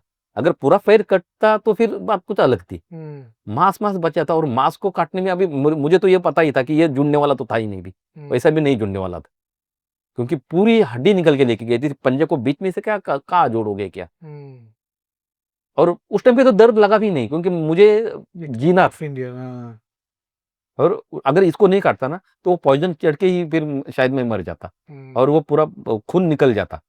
और अगर खून नहीं होता तो फिर क्या हो पाएगा, फिर तो कुछ हम्म, जीने का कोई यही ना कोई राइट, मतलब नहीं था। हम्म, जब उसको काटा उसके बाद उसने बांधा, फिर शुरू हो जाती है जब ये दोनों ठीक हो रहे तब तक पेट ने जवाब देना शुरू कर दिया। जैसे जैसी सांस ले रहा हूँ वो अंदर की गोलियां हार्ट के ऊपर चढ़ना शुरू हो गई और अतड़ियाँ अपने आप बाहर होना शुरू हो गई, जितनी भी इंटेस्टाइन जी थी। इतना सा होल था, हम्म, लेकिन वो अंदर डालने की कोशिश कर रहा है, लेकिन नहीं, बिल्कुल पूरा बाहर ही निकल रहा है वो। और ऐसे में उसने बनियान निकाली और साफ करने की कोशिश की। वो बहता नाला है, हम्म, नाले में हम्म, उसने धो धा के जाम बांध दिया उसको। और सारी रात फिर मैं, एक खूंड होता है ना जंगल में, एक पेड़, पेड़ कटा हुआ पेड़ है, हम्म, और जब बह के आ जाता है और किसी जगह पे टिक जाता है, अपनी जड़ें अंदर डाल के, फिर वो 1-2 साल के अंदर वो सूख जाता है पूरा और वो जमीन के अंदर ही रख जाता है। वो वैसे एक खुंड के ऊपर मुझे लेके चले गए वहाँ पे वो। हम्म, और वहाँ पे उसने आईवी लगाई और सारी रात जंगल में मैं वो झेलता रहा, साथियों को बोलता रहा, क्योंकि तब तक तो मैं पूरा होश में था। साथियों को बोलता रहा भैया फायर के ऊपर बहुत कंट्रोल करो, क्योंकि मैं जिस नाले में था ना तो पूरी उसके बाद उसकी कड़ी ये थी, उधर से कोई आने वाला था नहीं, चांस नहीं, चांस ही नहीं था, क्योंकि सीधा सीधा पूरा जो बोलते हैं ना राइट, झील की तरह जो नीचे जाने वाला है, ऊपर से जब जाओगे तो पूरा और नीचे नाला ही ये बन रहा था। तो उधर उधर से कोई आने के लिए कोई चांस मतलब नहीं, नहीं था, चांस ही नहीं था। तो मैं अपने साथियों को बोलता हूँ फायर के ऊपर कंट्रोल करो, हम्म, क्योंकि अभी है रात का टाइम, रात के 10-11 बजे है। सारी रात हमको, क्योंकि वो भी दिन कौन सा है, पौर्णिमा का दिन, वट पूर्णिमा। ओह अच्छा, 20 जून 2005 अगर आप देखोगे तो वट पूर्णिमा का दिन आएगा वो। हम्म, और पूर्णिमा का दिन, लेकिन बिल्कुल अंधेरा। हम्म, पूर्णिमा में तो पूरा दिन अपने को आराम से दिखाई देता है पूरा, राइट, लेकिन बादल की वजह से, और वो बोलते ना जो हमारा इंद्र देव हमारे ऊपर प्रसन्न था, लगातार भगवान की कृपा थी बारिश हाँ, बारिश लगातार होती रही और मैं सोया नहीं बोलती। मेरा साथी यही बोलता रहा सर सोने का नहीं, सोओगे तो खोओगे। बट क्यों ऐसा, ऐसे टाइम पे अगर सो गए तो क्या होता क्या होता है सर, एक बार आंखें बंद हो गई ना, है? तो क्योंकि ऊपर से आपने मॉर्फिन का इंजेक्शन लिया है, हुँ, अगर सोओगे तो आपके आंखें नहीं खोल पाओगे। एक बार बंद हो गई तो आप जब तक, क्योंकि आपको नींद आना शुरू हो जाती है, हुँ, एक बार गहरी नींद में गए तो कोमा में चले जाओगे। तो वो बार-बार बोलता रहा सर आपने सोना नहीं है, सोना नहीं है। वो दबाता रहा, कान दबाता रहा, बोले सर सोना नहीं है, आँख में कुछ नहीं होने वाला, और हौसला देता रहा वो, हुँ, सर आपको कुछ नहीं होने वाला, अगर आप हो इसलिए हम अभी तक लड़ रहे हैं। हुँ, और ऐसा करते-करते उसने सारी रात निकाली। मैंने नहीं निकाली, मैं तो बोलने की कोशिश ही कर रहा था, सॉरी। तो ऐसे में सारी रात निकल कर सुबह 3 बज गए। वो बोलता रहा, मुझे मॉर्फिन का इंजेक्शन देता रहा, साथ ही साथ मेरे साथियों को भी देता रहा। और सारी रात निकलने के बाद सुबह 4 बज जाते हैं, फिर दोबारा मौसम क्लियर हो जाता है, सुबह होना शुरू हो जाती है, 5 बजे पूरा उजाला हो जाता है, 7 बजे दोबारा। तब तक तो हमारा तो संभाषण चल रहा था वायरलेस सेट के ऊपर, हमारे रेडियो सेट के ऊपर, कि मतलब मेरे शिवों ने भी मुझे बोला, इतना हौसला तो हमने देखा नहीं था अभी तक किसी, कि सारी रात मतलब तू बात भी कर रहा है हमारे से। बोला कुछ नहीं सर, चल रहा है, फायरिंग तो अभी भी चल रही है। और ऐसे में 7 बज जाते हैं, हेलीकॉप्टर आता है। जैसे ही हेलीकॉप्टर आता है और हवा में ही रहता है। हवा में रहने के बाद हमें दोनों को भी, मुझे और मेरे साथी को, अंदर हेलीकॉप्टर में भरते। अंदर पायलट है, पायलट के साथ डॉक्टर साहब है। वो हमें तुरंत, क्योंकि हमने जो सलाइन चढ़ी हुई थी, आरएल थी, तो उन्होंने तुरंत हैंग कर दिया। तुरंत एक तो हम वहाँ पे हेलीकॉप्टर स्टार्ट हवा में ही हमको लेके इम्फाल आ गए। इम्फाल इम्फाल पहुंचने के साथ ही मेरे कमांडिंग ऑफिसर वहाँ पे थे, सीओ साहब। क्योंकि बारिश उधर भी हो रही है, इम्फाल में भी बारिश हो रही है। हेलीकॉप्टर जैसे डिजर्ट में, मतलब लैंड हमने किया। लैंड करते ही स्ट्रेचर लेके आ गए मिलिट्री हॉस्पिटल है, 183 मिलिट्री हॉस्पिटल, मिलिट्री का हॉस्पिटल है वहाँ पे। छोटा सा हॉस्पिटल था। वहाँ पे आके हमें अंदर लेके जा रहे हैं, ओटी में, ऑपरेशन थिएटर में लेके जा रहे हैं। और ऐसे में जाने से पहले ही सीओ साहब मुझे पूछते हैं कि आप घर बात करोगे। मैं बोला जी सर, बात करनी है। और उस टाइम पे मोबाइल नहीं थे, अपने वॉकी टॉकी, या तो क्या उसको बोलते हैं, वायरलेस सेट, जो इंटरकॉम, टाइप का सिस्टम, वही एक सिस्टम था। तो उन्होंने इंटरकॉम से मुझे नंबर डायल करके दिया। उस टाइम पे मेरी वाइफ जो थी कल्याण में थी, ठाणे कल्याण में। तो उनसे मैंने बात की और उसको बोला कि मुझे फुटबॉल खेलते समय थोड़ा सा लगा हुआ है, पैर शायद फ्रैक्चर है, अगले 5-10 दिन के लिए मैं आपसे बात नहीं कर पाऊंगा, लेटर लिखूंगा ज़रूर। और तुरंत मैंने फ़ोन कट कर दिया और मैं चला गया ओटी में, ऑपरेशन थिएटर में चले गए मुझे। तब तक जैसे ही मैं उधर पे पक गया, तो उधर मेरा एक फ्रेंड था, आमरे करके। तो आमरे सर ने क्या किया, उनसे पूरी पूछ के ले लिया घर का एड्रेस। तो घर का एड्रेस देने के बाद उन्होंने क्या किया, मिलिट्री हॉस्पिटल ने 3 टेलीग्राम बनाए, ऑप इमीडिएट करके। उसमें लिखा एक पैर एम्प्यूट है, दूसरे पैर में गोली है, गन शॉट वुंड है, और एब्डोमेन में गोलियां है। तो 3 टेलीग्राम बना के उन्होंने कल्याण के लिए रवाना कर दिए। और मुझे लेके गए ओटी में।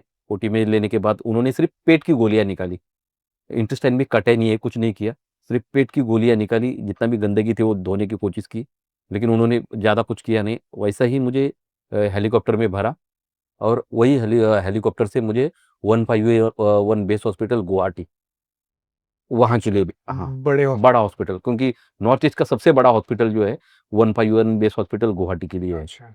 तो मुझे गुवाहाटी भेज दिया बेस हॉस्पिटल में। बेस हॉस्पिटल ने भी वही किया। जैसा ही मैं उधर लैंड हो गया, लैंड होते ही उधर हेलीकॉप्टर से आया, उधर ओटी तैयार थी। उधर उधर भी वही हुआ, तो उन्होंने 3 टेलीग्राम बनाए और तुरंत घर के लिए रवाना कर दिए। और मुझे ओटी में लेके गए। ओटी में लेके गए, फिर उसके बाद मैं कोमा में चला गया।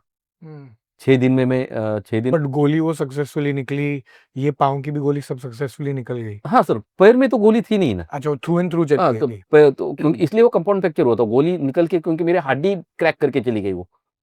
उन्होंने उन्होंने मांस को नहीं ज़्यादा टच किया, वो सिर्फ हड्डी को लगी थी। Got it. और एक पैर तो मैंने काट ही दिया था, उसका तो कोई यही नहीं था। तो ये जब अंदर चला गया, तो उसके बाद मैं कोमा में चला गया। 6 दिन के बाद मुझे होश आता है। और उससे पहले क्या हुआ, जब ये टेलीग्राम 24 घंटे में वो टेलीग्राम अपने घर में मिलने ही है, देश में किसी भी हालत में, मतलब किसी कोने में आप हो, तो 24 घंटे में टेलीग्राम जो है आपको पहुंचना ही पहुंचना है। तो अगले दिन जिस दिन गोली लगी थी उस दिन था वट पौर्णिमे का दिन।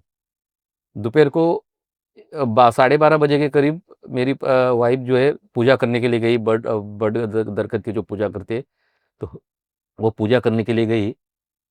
तो उसी टाइम पे हमारे घर का मंदिर का जो चुनरी होती है ना, माँ की चुनरी, जो मैंने वैष्णो देवी से लाई थी, वो जल गई थी। तो एक संकेत किधर ना, तो उसको तो ये पता नहीं था कि उसने लगा कि ये दिया जला के रखा होगा, तो वो उसकी वजह से ये जल गई होगी। लेकिन वो कुछ ना कुछ एक संकेत होता है। और अगले दिन जब 24 घंटे के बाद जब दूसरे दिन टेलीग्राम पहुंचे, तो उस टेलीग्राम में लिखा था, वो टेलीग्राम पहुंचे थे इम्फाल वाले, अच्छा, इम्फाल फर्स्ट वाले। फर्स्ट वाले, 183 मिलिट्री हॉस्पिटल ने ऑप इमीडिएट, ऐसा ऐसा है, एक मतलब गन शॉट वुंड है, एब्डोमिनल है, ये सब कुछ लिखा था। वो लिखा के उसको ये समझ में नहीं आई ये बातें, ऑप इमीडिएट क्या है, गन शॉट, जीएसडब्ल्यू लिखा हुआ है, एब्डोमिनल लिखा हुआ है, क्या पता नहीं चला। तो उसने अपने पिताजी को फ़ोन किया। मेरे ससुर जी भारतीय सेना में सूबेदार करके थे। तो उन्होंने बोल दिया कि ऐसा-ऐसा बात किया था कल, बोला मुझे फुटबॉल खेलते समय लगा है, और मैं 8 दिन के बाद फ़ोन करूँगा या तो चिट्ठी लिखूँगा। और ये अभी-अभी ऐसा एक उनका टेलीग्राम आया है, 3 टेलीग्राम आए वो भी। तो वो आ गए तुरंत इधर, वो बोरीली में रहते थे। उन्होंने पढ़ा ऑफ इमीडिएट, और उनको तो ये लैंग्वेज पूरी पता है। उन्होंने क्या किया, अपने बेटे को फ़ोन किया। मतलब मेरा साला जो है वो कर्नल रैंक में था। तो उसको फ़ोन किया, बोला संतोष देख ले कहानी क्या है, ऐसा-ऐसा ये टेलीग्राम आए हैं। और वो दूसरे दिन और 3 टेलीग्राम पहुँचे। उसने जब संतोष ने जब हमारे कमांडिंग ऑफिसर से बात की, सीओ साहब से बात की, तो उन्होंने तो सीरियसली बता दिया, एक्चुअल कहानी बता दी, ऐसा-ऐसा हुआ है, और आप जैसे भी हो तुरंत उस टाइम पे तो उनके पास गुवाहाटी वाले टेलीग्राम नहीं पहुँचे थे, अच्छा, सिर्फ़ इम्फाल के पहुँचे थे। तो उन्होंने बोला इम्फाल में नहीं है, वो ज़्यादा सीरियस है, इसलिए हमने उनको गुवाहाटी भेजा है। आप डायरेक्ट गुवाहाटी में रिपोर्ट करना, 151 है हॉस्पिटल के लिए। फैमिली को लेके आ पूरा फैमिली को लेके आ जाना, क्योंकि वो बिल्कुल क्रिटिकल है, जिएगा नहीं पता नहीं। तो ये मेरा पूरा परिवार मुंबई से निकला।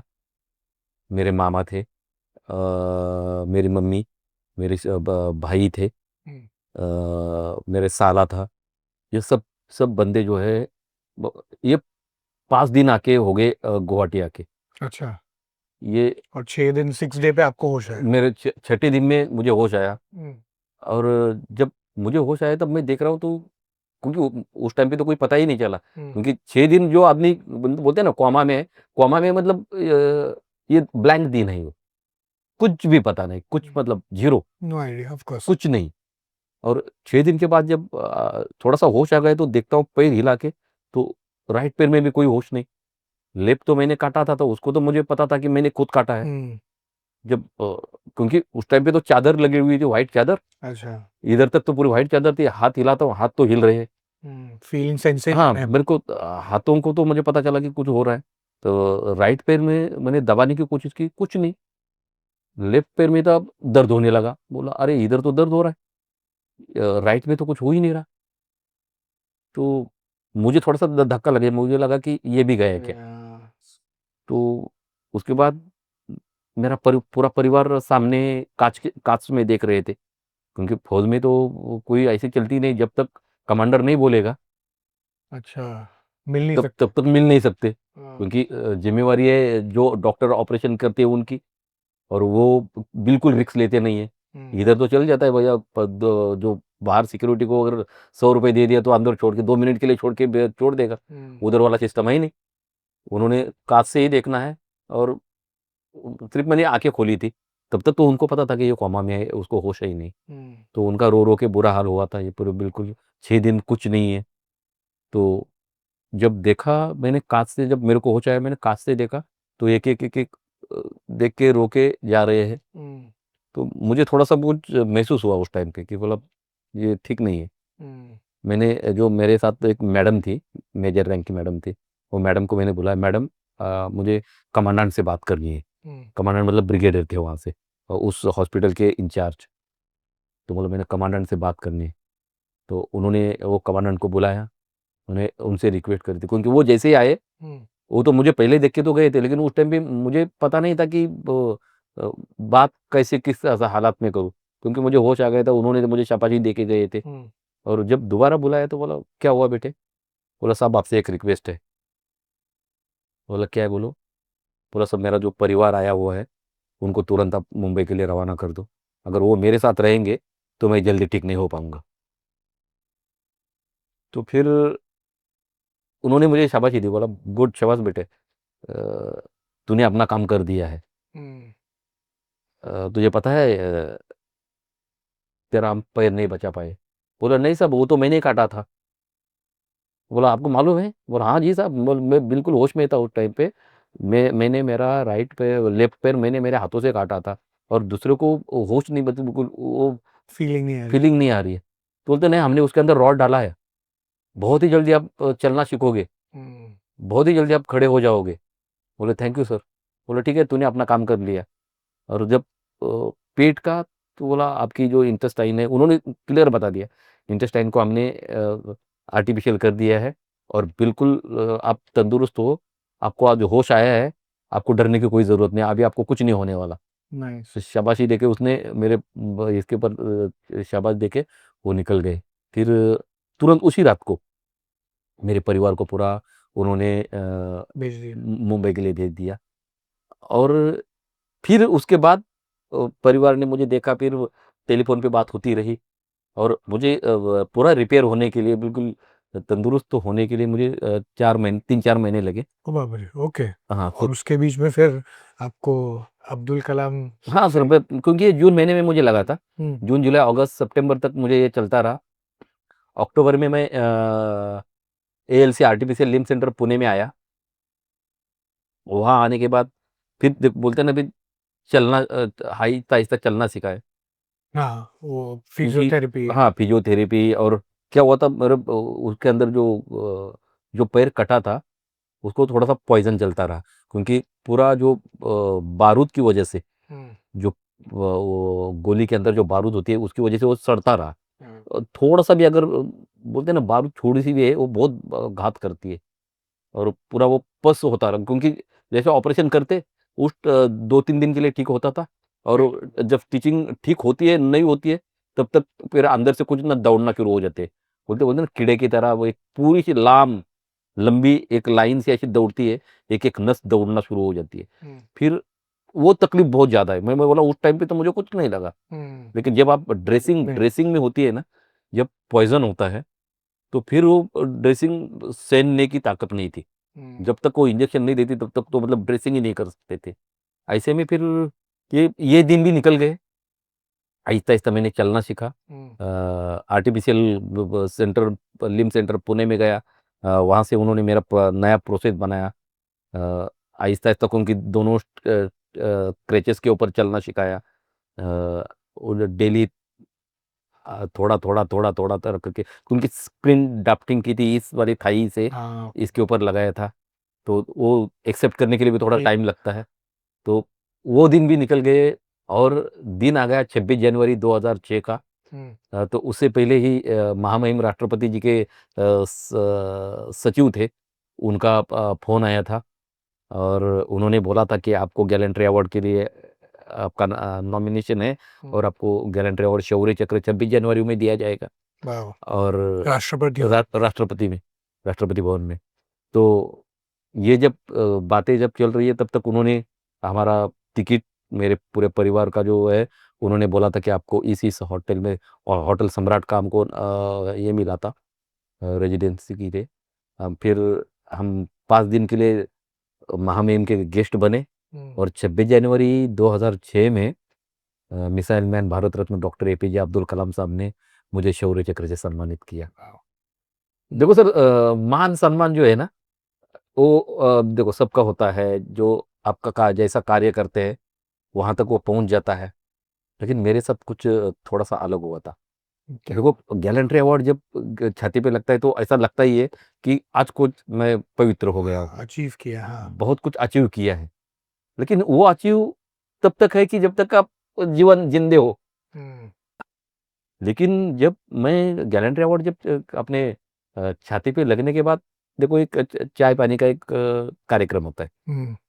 जब सब चाय पानी चले जाते हो, हाँ, ओके। तो हम दोनों चल के जा रहे हैं। चल के जाते जाते मैं आगे, क्योंकि मैं क्रचेस के ऊपर चलता था, और जब आगे आगे से चल रहा हूँ तो पीछे से हाथ आता है महामहिम राष्ट्रपति जी का, और कलाम साहब सामने से आगे आते हैं, और वो बोलते हैं कि आप मेरे साथ डिनर करोगे। वाह। और बाप रे, एकदम मेरे तो पैर ही कांपने लगे, हम्म। आंखों से पानी आने लगा, गला सूख गया। अभी उनको जवाब क्या दूं, हम्म। बोलने की कोशिश कर रहा हूँ, लेकिन मुंह से आवाज नहीं निकल रही है। और तब तक आर्मी के चीफ थे जनरल जे जे सिंह साहब, और आर्मी चीफ थे, और वो मुझे मराठी में पूछते, अरे सुरेश साहब काहीतरी बोलतायत, बोला साहब कुछ पूछ रहे हैं। अभी क्या बोलूं सर, मैं बोलने की कोशिश कर रहा हूँ, गला सूख गया। अभी बोलते हैं ना, भगवान जब आपके सामने अभी कभी खड़ा हो और वो पूछे बता बंदे तेरी रजा क्या है, हम्म। तो क्या बोलोगे? वो पहली बात तो मतलब आप देखते ही रह जाओगे क्या होगा क्या नहीं ऑफ होगा। कोर्स। तो वही हालत मेरे साथ थी। और वो जो रात है महामहिम जी के साथ, हमें वो सौभाग्य मिला।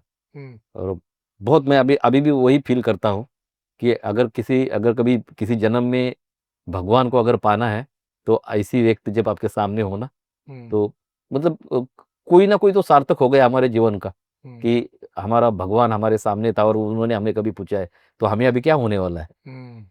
तो ये ऐसी एक कहानी है। तो जब भी कलाम सर के साथ मतलब आपको मिलने का सौभाग्य मिला और जब भी उन्होंने कहा आपको कि डिनर करते हैं, तो मतलब क्या कुछ खास ऐसा कुछ हुआ, कुछ बात हुई जो आपको? सर बातें तो आधे घंटे में बहुत सी है, उन्होंने बताने की कोशिश करी, लेकिन मैं एक गुरु मंत्र मानता हूँ जिनको, हम्म। कि जिन्होंने एक बात बताई थी कि 24 घंटे में सरस्वती जो है ना, तथास्तु बोलती है। हम्म। और जिस वास्तु के नीचे आप, आपके दिमाग के अंदर जो बात चल रही है, हम्म। वो वैसी की वैसी हो जाती है। तो हमेशा देश के बारे में सोचो, हमेशा पॉजिटिव सोचो। हम्म। और वो जो मंत्र है ना, तो आज भी मैं यही सोचता हूँ, और मैं सबको, और मुझे देखने वाले, और आप जिनको भी बताना चाहते हो ना, उनको यही बता दो, हमेशा देश के बारे में सोचो, हमेशा पॉजिटिव सोचो। जब भी आप वही पॉजिटिव अगर सोचोगे, हम्म। तो पता नहीं वो वक्त कौन सा होगा, हम्म। जिस दिन जिस टाइम पे वो तथास्तु बोले, और वो आपका जीवन ही पूरा बदल दे। तो जरूरी है कि हमेशा पॉजिटिव, और देश को सर्वप्रथम रखने की। यस, आई थिंक ये हर एक इंडियन के लिए भी बहुत इम्पोर्टेंट है, but I mean I don't know what to से।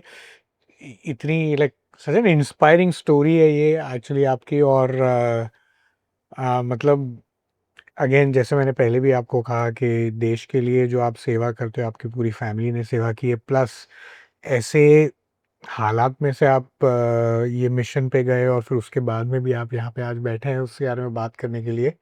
वो एक ऐसी जर्नी है मतलब जिसमें ऊपर चढ़ाव उतार कंटिन्यूसली, और उसके आप सही साइड पे आप एक्चुअली बाहर आए हैं। तो वो मतलब एक जस्ट इंस्पिरेशन बाय इटसेल्फ है। So once again thank you so much for your service. Jai Hind of course. और एक और मैं दर्शकों को भी ज़रा बता दूं कि आपने जब इस शुरू में ऑपरेशंस के बारे में आपने बात की थी, आपने बहुत सारे ऑपरेशंस के बारे में बताया, बट एक ऑपरेशन के बारे में आपने नहीं बताया जो बेसिकली कांधार के बारे में भी था। आपने उसे मिस कर दिया, बट जैसा मैंने आपने मुझे बताया कि उसके बारे में आप कुछ बात नहीं कर सकते, थोड़ी भी बात नहीं कर सकते, कुछ भी अलाउड नहीं। जी नहीं सर, मतलब इतना ही समझ लो कि ऑपरेशन पराक्रम हमने किया है। हाँ। पराक्रम दो हिस्सों में बटा गया था। हम्म। एक संसद के ऊपर अटैक हुआ था, हम्म। और एक हाईजैक हुआ था अपना विमान। राइट। तो उसकी जो हाईजैक की कहानी जो है, हम्म। वो शायद अपने किसी और मूवी में आपने देखी भी होगी। जमीन जैसी एक राइट। मूवी थी, उसके अंदर आपने देखी होगी। हम्म। उसके अंदर भी जो कुछ हिस्से जो है, वो आपको देखने के लिए मिलेंगे कि ऐसे क्या कर सकती है। हम्म। तो क्योंकि कुछ बातें जो है ना कॉन्फिडेंशियल है, तो उसको हम नहीं बता सकते। हम्म। लेकिन हमारा सौभाग्य है कि हम देश के लिए कुछ कुछ ऐसे ऑपरेशन लड़ने का मौका मिला। हम्म। तो ये है।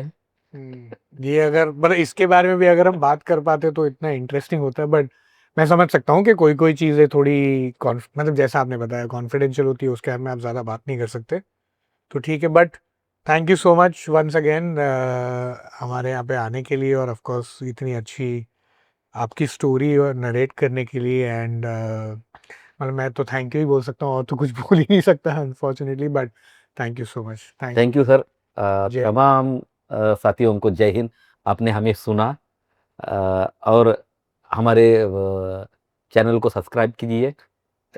और देखो, सबसे पहला मुझे तो लगता ही है, आप सभी का कर्तव्य है देश के प्रति, राष्ट्र प्रथम, बाकी सब होते रहेगा। अगर राष्ट्र है तो हम हैं, और राष्ट्र के प्रति, इस तिरंगे के प्रति हर एक का कर्तव्य है, मैं अपने देश के लिए क्या करूं। देश आपके लिए सब कुछ करने के लिए तैयार है, लेकिन मैं अपने देश के लिए क्या दे रहा हूं, ये बहुत बड़ी एक बात है। और मुझे लगता है कि आप सभी का कर्तव्य बनता है, प्रायोरिटी दो, राष्ट्र प्रथम। Thank you. Jai Hind. Thank you very much. Jai Hind. Thanks.